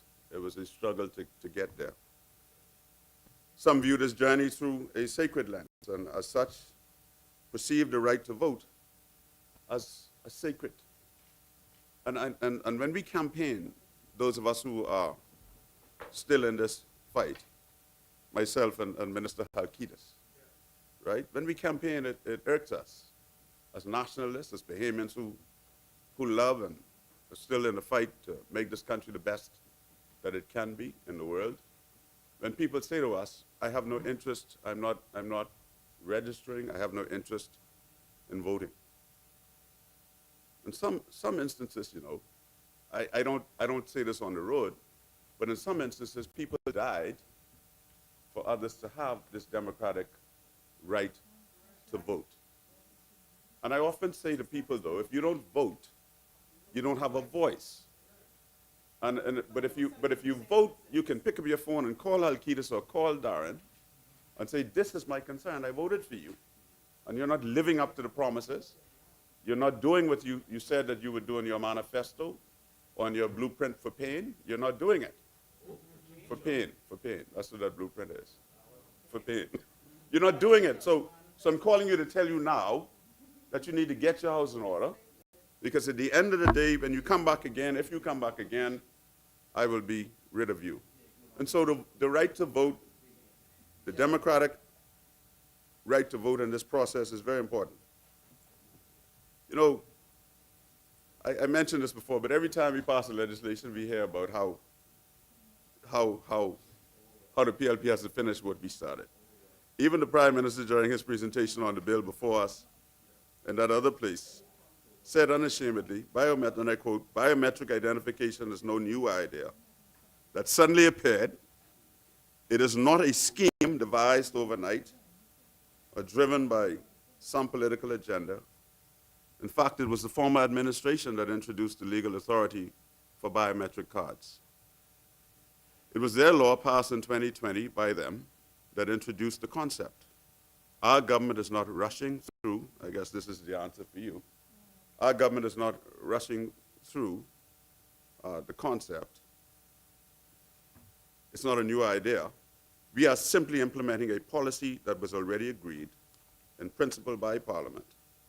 And now we are focused on creating the legal and operational framework to secure that.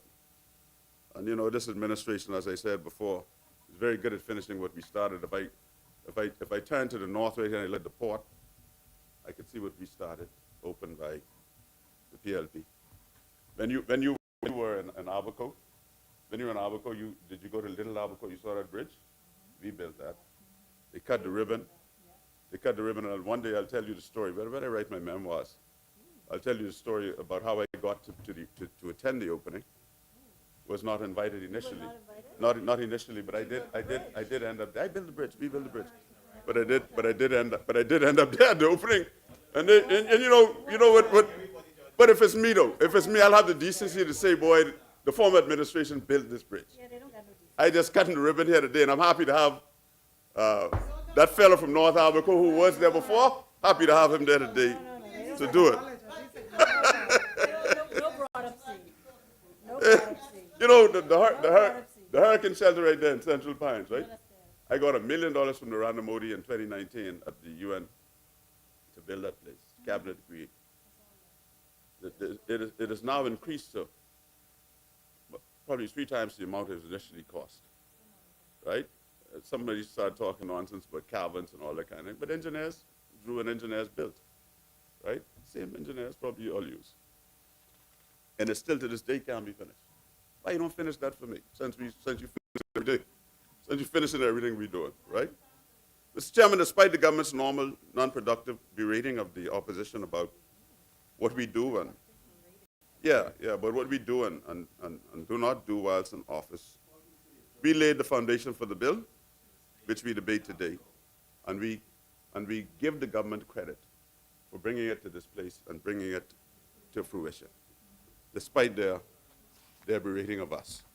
You know, the Organization of American States in both 2017, and I understand even before then, 2017, some other organization may have done it, in 2021, electoral observation missions for general elections reports on the Bahamas recommended that we transition from voters' ID cards to biometric voter cards, ID voter cards. Though an F&M administration called for the replacement of the paper voter cards in 2011 amendments to the Principal Act in 2020, enabled the amendments to the Principal Act in 2020, enabled the institution of the biometric voter card, ID card, and electronic poll books, whilst at the same time establishing a permanent or continuous register, voters register in the country. And you know, Senator, oh, happy birthday to you. I wish you lived to enjoy. I wish you lived to enjoy many, many more. And I truly adopt that which was said by my colleague, Senator. You have lifted the debate in this place, and please continue to do so. And you're here on your birthday, which speaks volumes to your ethics, your work ethics, and your commitment to your country. So, but let me just get back to this, right? As has been already stated, this amendment to the Act provides for the biometric voter card with mandatory voter verification exercises every 10 years, featuring a digitized fingerprint, a facial image recognition, and a digital fingerprint, right? I just said that twice. The question that remains to be answered is that beyond the positive identification of the voter, how does this expedite the process on election day? I mean, I know it's easier to go to a database and put in a name and probably come up with, but do you think, I wonder if it will help us to get out of the polls a little earlier? In other words, will it get the results back earlier than we have in the past? Sometimes we've had to wait a little while to get back the results. You know, in 1992, the people were dancing in the streets in Abaco, celebrating the victory of Hubert Ingram and as the new Prime Minister of Bahamas, and ZNS had yet to call the results of the announcements. I remember going into the Commodore's office at the time in headquarters in Clarence main building here, in Oaksfield, and I said, you know, the people in Abaco are dancing, Chief, you're still counting these ballots. The elections are over, right? And then, of course, everybody took to the streets. It was raining, and it was quite the experience for some of you young people who didn't experience that. Russell, you experienced that. You probably voted F&M then too. You experienced that. In his presentation in the Lower House mentioned earlier, the Prime Minister also stated that approximately 80%, and we heard it here today from the Attorney General, 80% of Bahamian voters already have biometric data on file, and I can attest for the company that we're using, Canadian Bank.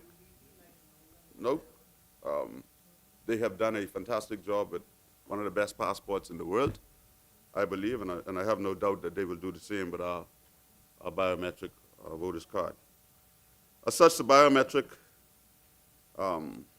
information on file at the passport office might be transposed to the biometric voter's card with the consent of the voter. We can't move your data, your personal data, from some place to the other.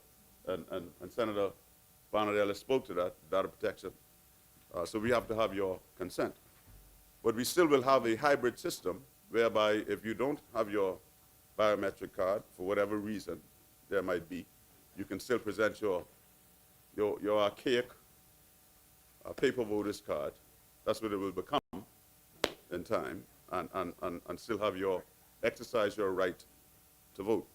I have some concerns here in that, and this is not a knock on any one particular administration, in that we have recently seen people taken before the courts for using fraudulent documents to obtain a Bahamian passport.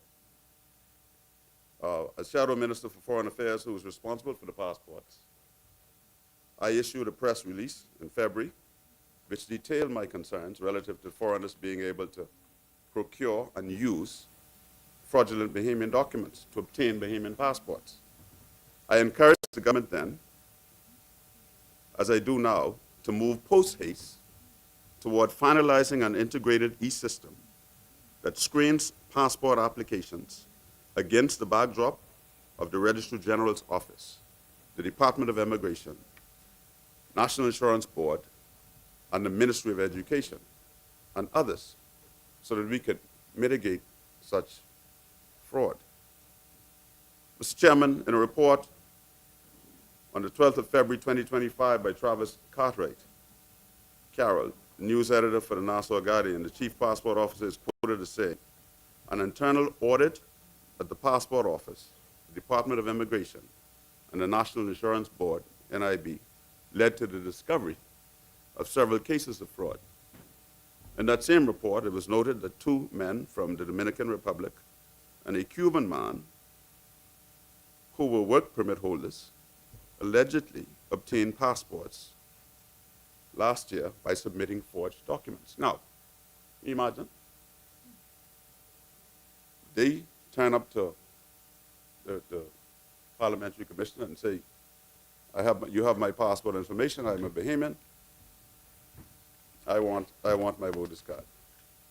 And so what I've said to all my people who are going to work polling stations, and advise those of you who are here to do the same, is that you test the veracity of these people, like asking you what the national anthem is.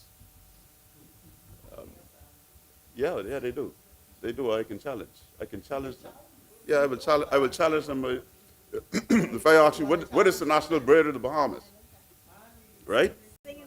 What is our national tree? What is our national sport? You should be able to answer these things as a good bona fide Bahamian. You should be able to answer these. Well, they challenged, right? I also in my research found out about a British fugitive, right? And this happened on my watch in 2019.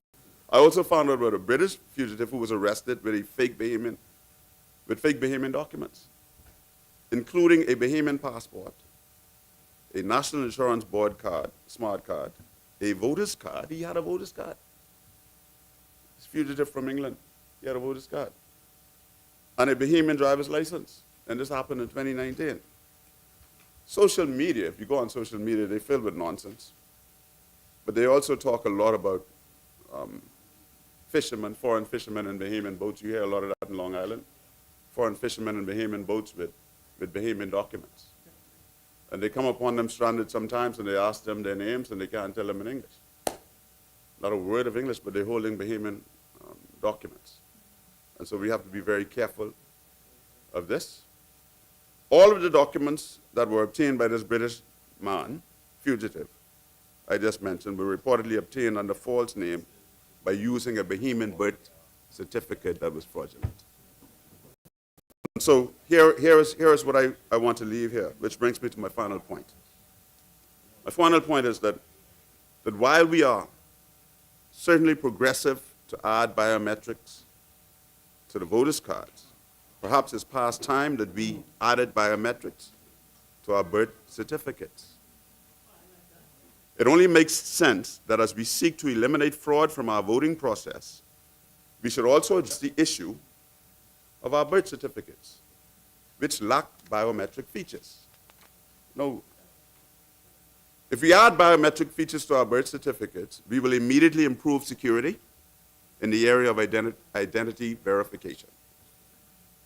As a country with so many challenges in this area, it only makes sense. Some of the common methods used to apply biometrics to birth certificates include fingerprint scanning, facial recognition, iris scanning, and more. Yeah, on a birth certificate. If you put biometrics in the birth certificate, you can do this. If we can put them on a voter's card, we can put them in a passport, we can put them on a birth certificate. But we know that some of our far-flung family islands may not have access. No, certain things don't change on you all your life, right? Well, some form of biometrics need to go on a birth certificate, so that when someone, I'll give you a story since you asked that, right?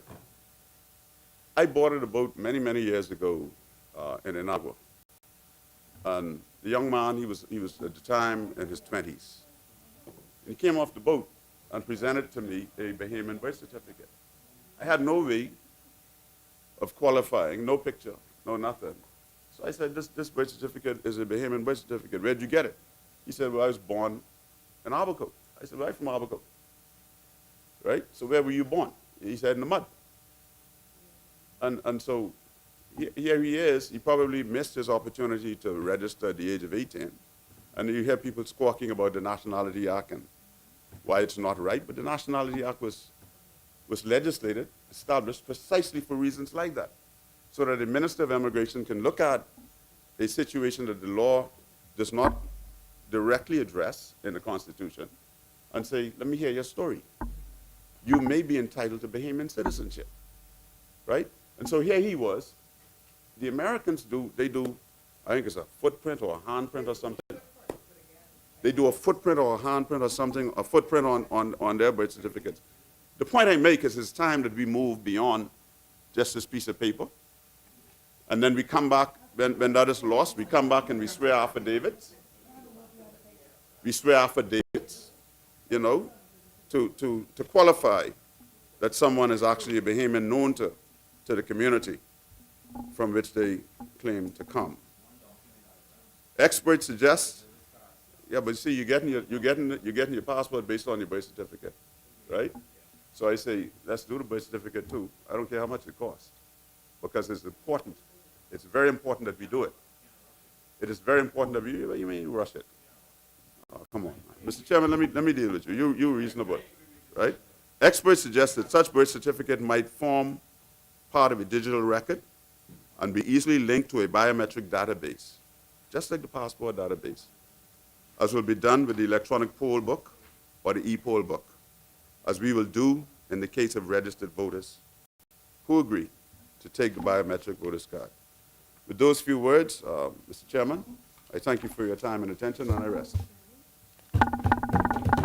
Thank you, Senator Henfield. Thank you. Right. As many? Thank you. I need it for the next one. Okay, Chair recognizes Senator Brian Pindo. Thank you. Well, are you going to wrap up? And then next I can read it. Mr. Chair, thank you, and thanks for all our colleagues who participated today in the debate in this very important piece of legislation. Just a couple of clarifying points that I heard from the other side, Mr. Chairman, before I move this bill. Senator Barnett spoke incorrectly when she spoke about the government administering elections. The government doesn't administer elections. The Parliamentary Registration Department administers elections with an independent commissioner. I just want to be clear on that. It is not the government calling the shots. And then the senator spoke about this is fundamental electoral reform. Mr. Chair, this is not fundamental electoral reform. This is the implementation of the reform that they did, the reform that they did without consultation. And so what we're doing is an implementation of the current law, Mr. Chair. I just want to be clear on that. And then there was a lot of commentary about the Data Protection Act. And there is a new act, and that new bill will be available for public consultation in the coming weeks. It is finalized, it is finished, and the cabinet paper is being prepared to take it to cabinet to allow for the public consultation. It will be enacted before the anticipated rollout in January 2026 of the biometric framework. And it will address specifically biometric data, and it will be regarded, in my opinion, as consistent with the best international practices across the globe in data protection. I'm happy, Mr. Chair, that my colleague, Senator Darren Henfield, vehemently embraced the UBP and their policies of historical Bahamas. Loved it, and he embraced it, and he adopted their policies as his own. I'm happy. Point of order. I'm happy he has finally Point of order, Mr. finally Chair. done that, Mr. Chair. Chair recognizes Senator Henfield. Want to wrap up? Mr. Chairman, on a wrap-up, we can take a point of order on a wrap-up. Mr. Chairman, the Attorney General is normally better in his wrap-ups, right? But he's currently misleading the Bahamian people. The only comment I made about EPP was that we are still building on the financial services foundation, we're still building on the tourism foundation, and we're still building on the housing foundation. That's the comment, that's the point I made. Because, we always, when we come to these black-white issues about voting and the rights to vote, we always somehow conjure up the UBP, right? That's the only point I was making. And the member seeks to mislead, and he ought not do so.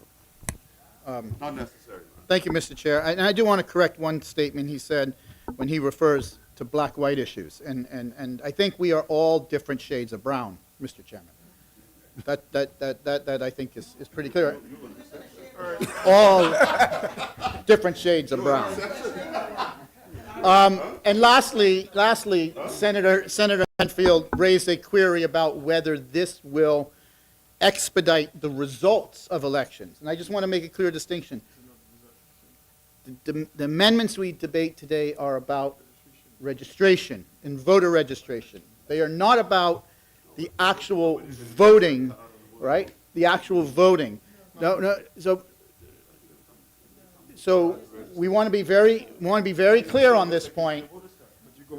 When you tabulate, when the time period ends to vote by law, and you tabulate those votes thereafter, this process does not affect that process.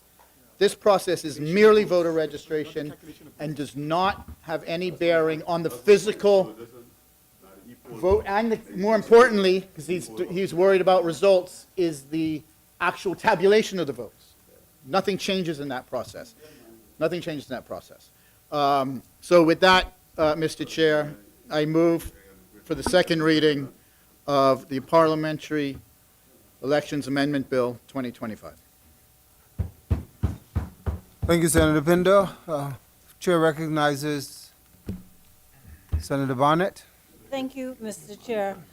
I wanted to let the Honorable Attorney General finish his wrap-up, but like his quotation of Senator Henfield, he seems to have misled or misheard my presentation, which did not speak about electoral reform. In fact, when I look at it, complex changes to the way Bahamians register to vote and verify their identities. I'm well aware of what this act does and what it intends to do, and we are not remotely suggesting that it is election reform. It's just a change on how we register to vote and how voters are identified. All right, thank you. Thank you, Senator Barnett Ellis. Senators, it has been moved and seconded that the following bill be read a second time and committed. Parliamentary Elections Amendment Bill 2025. As many are in favor, remain seated. Those that are opposed will stand. The motion is carried. Ordered that the bill be read a second time and committed. A bill for an act to amend the Parliamentary Elections Act. Further second reading of bills?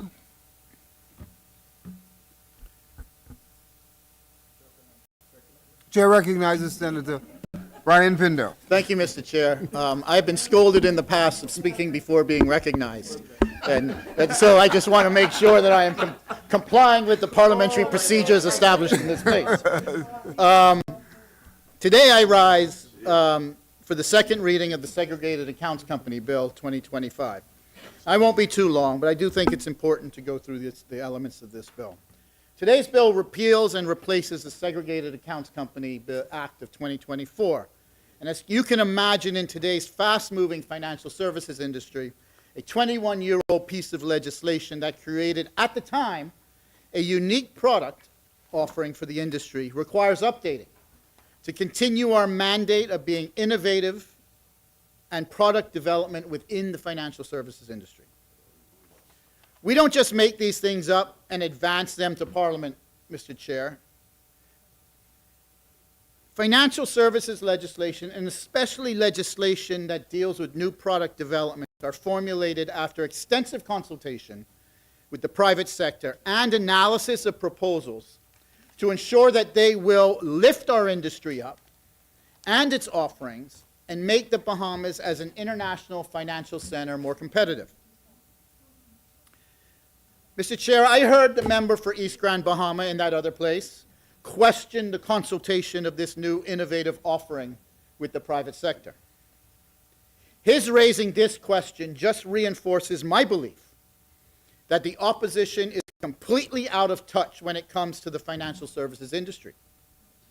I think, given the commentary in that other place, I will take a few minutes to discuss how we got here with this bill. Many of the new innovative concepts found in this piece of legislation were first proposed by major financial services institutions in the Bahamas who were very active in the Brazilian marketplace. The proposals presented were innovative and built on prior amendments we had done in the financial services space in response to structuring opportunities for their clients. My office, in partnership with the Bahamas Financial Services Board, constituted a private sector working group to take a comprehensive review of the Segregated Account Company Act and to prepare a redraft that allowed for innovative uses of the product. Once we prepared that draft, I posted the draft on Laws Online in the consultation tab for all and sundry to be able to review. And the Bahamas Financial Services Board and the Association of International Banks and Trust Companies sent a notice to all their members for review and comment on the bill. To take a position that we did not undertake consultation on this piece of legislation is just frankly untrue and demonstrates how out of touch the opposition is when it comes to the financial services industry.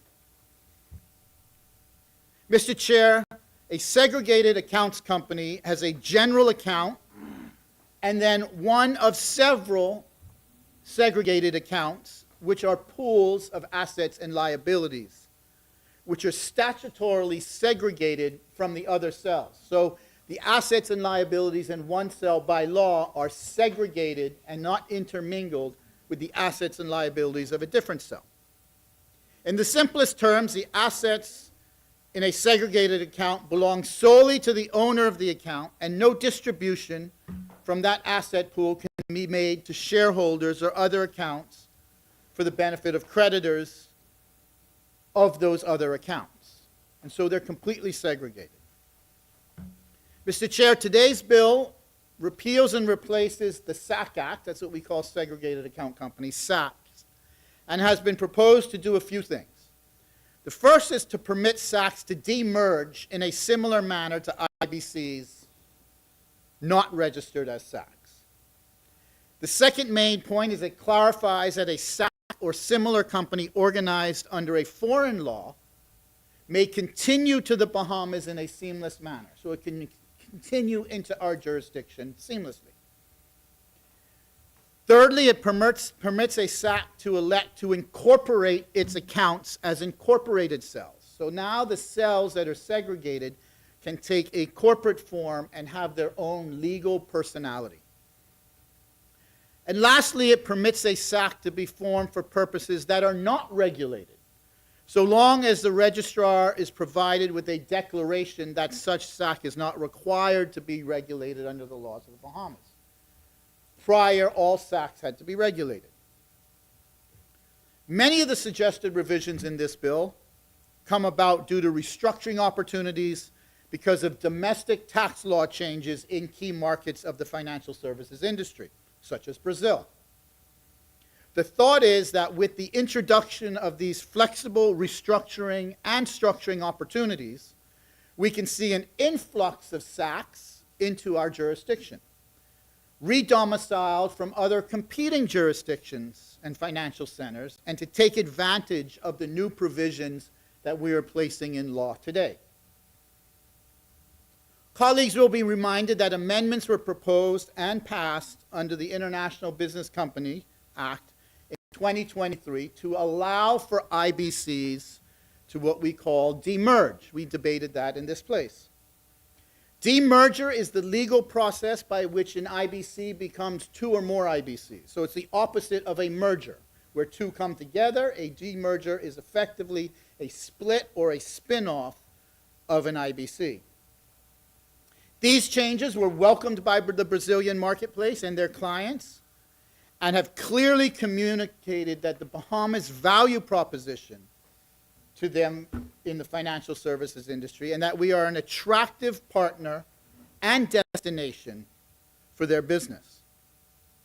We now extend these provisions to segregated account companies, allowing for a seamless and proposed tax-free reorganization of a SAC, allowing for portfolios in the individual cells to be spun off or demerged into separate entities. As mentioned, the bill clarifies that a SAC can be continued from another jurisdiction to the Bahamas as a matter of law, without the need for a merger or a reorganization or reincorporation or other corporate action. This is an important clarification because the entities in competing jurisdictions who want to come to the Bahamas must have a seamless path in law to preserve the financial and tax characteristics of that entity. By clarifying this, we established the foundational elements for entities to re-domicile to the Bahamas and take advantage of the flexible restructuring opportunities that exist here. Mr. Chairman, a relatively recent approach by some of our competing financial centers is to allow for the underlying cells in a SAC to be incorporated rather than merely providing for isolated cells that have segregated liability. Clients have asked for incorporated cells for a variety of structuring and planning reasons. Some clients have said that lawyers in their home country question under their domestic laws whether segregated cells in a SAC will be respected when it comes to liability segregation and asset segregation in their home country. By allowing for incorporated cells, which are completely elective by the client, they can extinguish this doubt as a separate incorporated entity would demonstrate absolute asset segregation and liability protection. Service providers have also asked for a belt and suspenders when it comes to a demerger of cells in a SAC. We talked about we're allowing the demerger. They have expressed that although the demerger provisions are necessary, a conservative approach may question whether a cell with no corporate form, remember these cells now have no corporate form, can demerge or spin off and be respected under their domestic law as an incorporated structure. By allowing incorporated cells, this is now eliminated as a concern of our clients. A third reason for the creation of incorporated cells is in the instances where enhanced governance is required. SACs are frequently used where different asset portfolios are segregated into their own cells. In certain instances, an asset class might require enhanced corporate governance that might not be found in a simple segregated cell. For example, a SAC that has a real estate portfolio in a segregated cell might want a separate board of directors and governance structure because of the complexities of holding and managing real estate, as opposed to other asset classes, just such as liquid assets of stocks and bonds. The ability to create an incorporated cell for the real estate portfolio enhances the utility of the SAC and the necessary governance requirements that might exist. I'm personally rather excited by the incorporated cells provisions in this piece of legislation, and I am confident it will create many more uses for the SAC here in the Bahamas. Colleagues may recall that a segregated accounts company was originally reserved for regulated entities, and specifically as an investment fund or an insurance vehicle. This was the correct approach at the outset, as this was the primary functions of this structure. Now, things have evolved over the last 20 years in the industry, the need for greater flexibility in structuring is required. The utility of a segregated account company is now attractive for non-regulated uses, especially with the anticipated redomiciliation and reorganization of SACs from other jurisdictions. We have ensured the necessary functions and protections are in place for regulated activities to maintain a regulatory envelope. And we have ensured that the permitted purposes of non-regulated uses is also incorporated. Mr. Chair, the financial services industry of the Bahamas will continue to thrive only if the government of the Bahamas is prepared to be innovative and progressive in its legislative agenda to support the flexibility required in a changing global marketplace. We fulfill this commitment today. An innovative reform to a successful product of the Bahamian financial services industry. Mr. Chair, I move for the second reading of the Segregated Accounts Company Bill 2025. Thank you.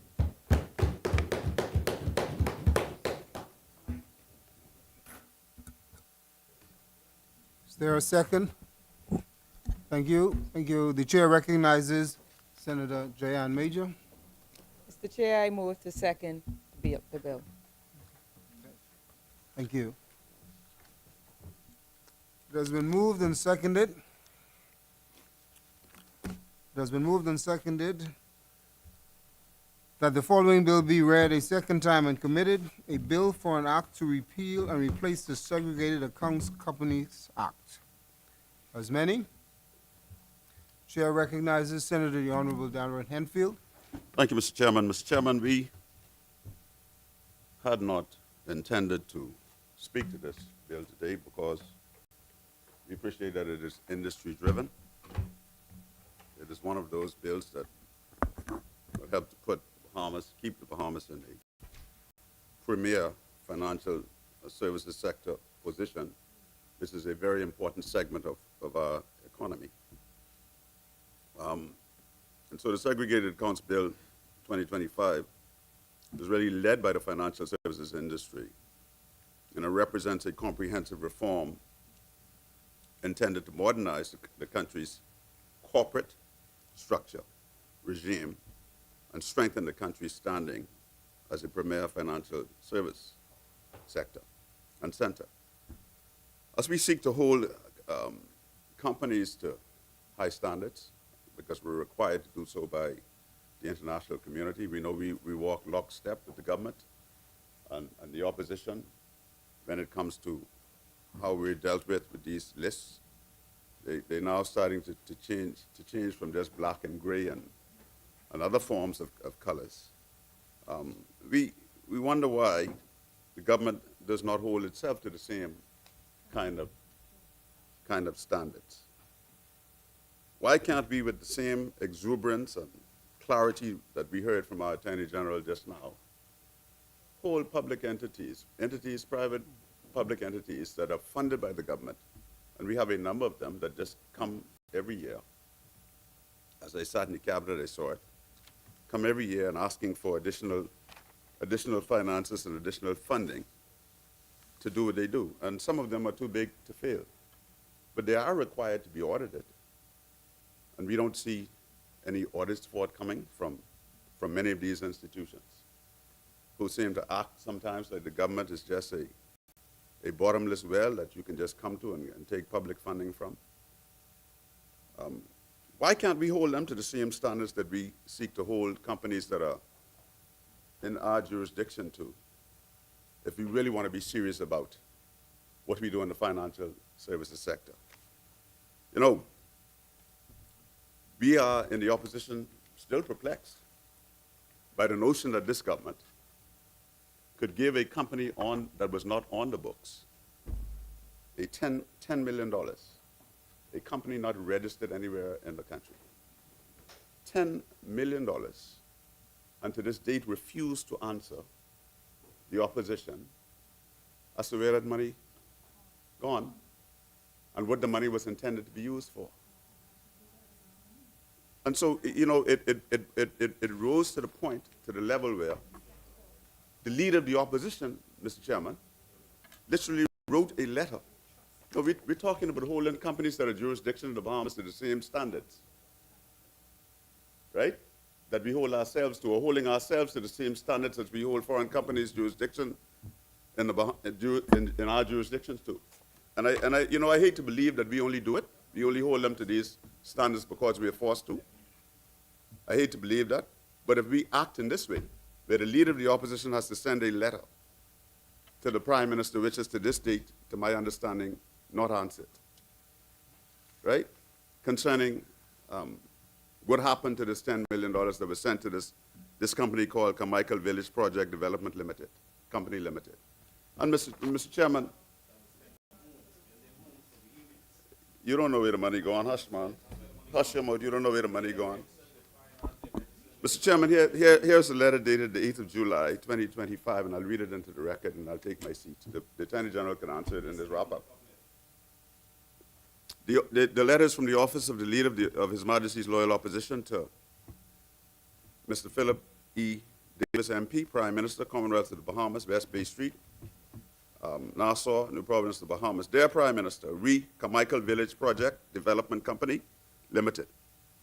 You would recall, in my contribution to the recent budget debate, I raised a point regarding the lack of public information on an entity by the same name of Carmichael Village Project Development Company Limited. This company is listed as a government business enterprise in your ministry's most recent published quarterly public debt statistical bulletin. According to your ministry's report, the government loaned the sum of $10 million to this GBE for purposes not stated. The report also indicates that this sum has remained unchanged over 3 quarterly reporting periods. We can find no evidence of an announcement by the government in respect to this company or any public funds advanced to it. We find this astonishing, given that your ministry lists the company as a GBE, which would be, by definition, an entity principally owned by the government and trust for the Bahamian people to undertake commercial services in the marketplace. How could the Bahamian people not be advised formally that the government has established a multi-million-dollar entity in the people's name? Thus, on behalf of the Bahamian people, we demand the following answers. When was the Carmichael Village Project Development Company Limited formed? Was the company formed by government attorneys or through a private practice? Where is the registered office for the company? D, is the company a GBE? If so, please provide the name of the board members, chairpersons of the company, as an established and functioning board would be required by virtue of the Public Finance Management Act. E, what is the scope of this GBE? What are its core objectives and mandate? F, is the company a going concern? Is the company in good standing with the Registrar General? Does it have a business license? Is it VAT registered? G, what are its primary sources of income? What are its major elements in its expenditure? H, who is the most senior manager of this company? Who is the chief finance officer? I, given that by law, all lending by governments require cabinet approval, when did cabinet consider and approve the proposal to lend the company $10 million? J, what is the specific purpose of the $10 million loan? K, what are the interest and repayment terms? When will it be repaid in full? L, did the board of the company approve a resolution to accept a loan from the government? When did that happen? M, does the company have bank accounts? Was the $10 million transferred to bank accounts controlled by the company? Who are the main signatories on the account? If the company does not have bank accounts, into which company or companies were the proceeds of the loan advanced? Which day or dates were the loan proceeds advanced?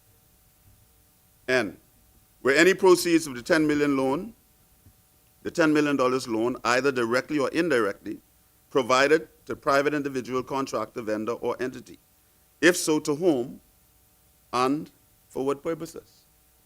O, were any proceeds of the $10 million loan either directly or indirectly provided to any public official? If so, whom and for what purpose? P,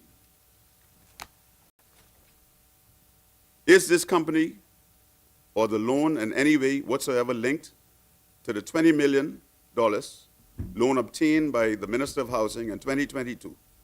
Is the $10 million or any portion thereof to provide debt servicing, debt repayment, assurance, collateral, or benefit in any way to the companies that furnished the then Minister of Housing with $20 million loan?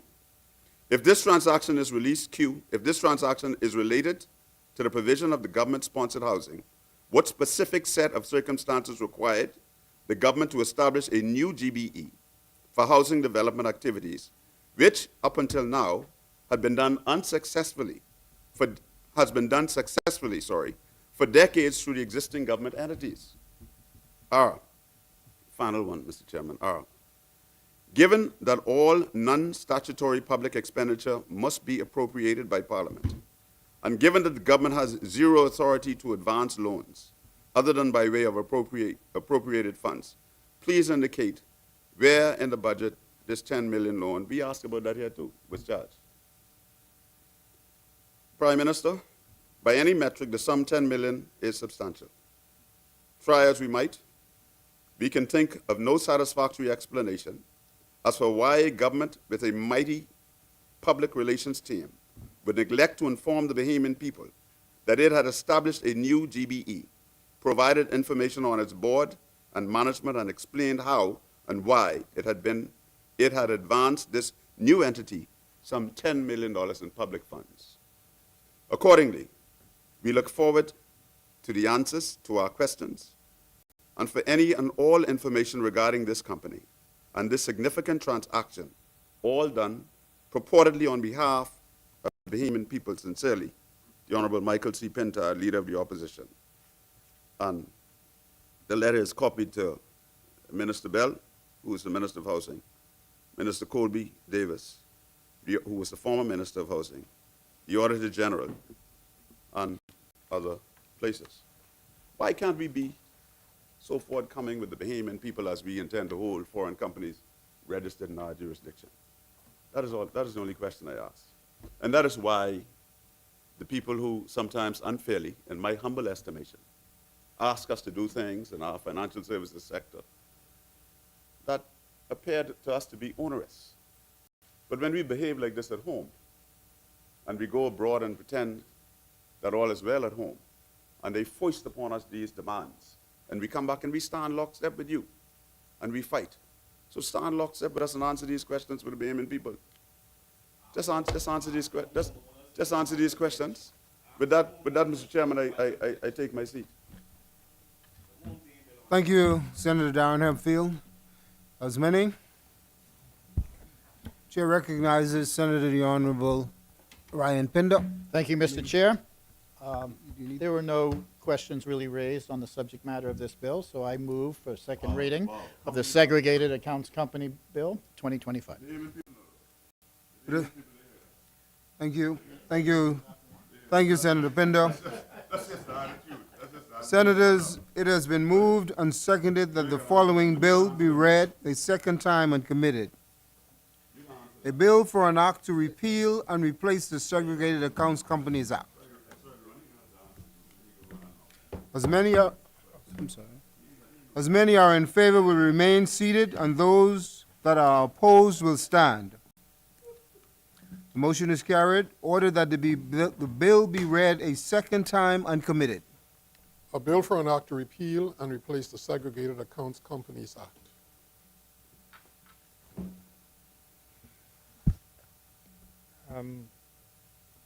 Mr. Presiding Senator, at this time, I would move that the business of the Senate do now suspend until Thursday, the 14th of August, 2025, at 10 a.m. It has been moved and seconded that the business of this Senate be suspended until Thursday at 10 a.m. As many are in favor, will remain seated. Those that are opposed will stand. The motion is agreed. The business of this House stands suspended until 10 a.m. on Thursday.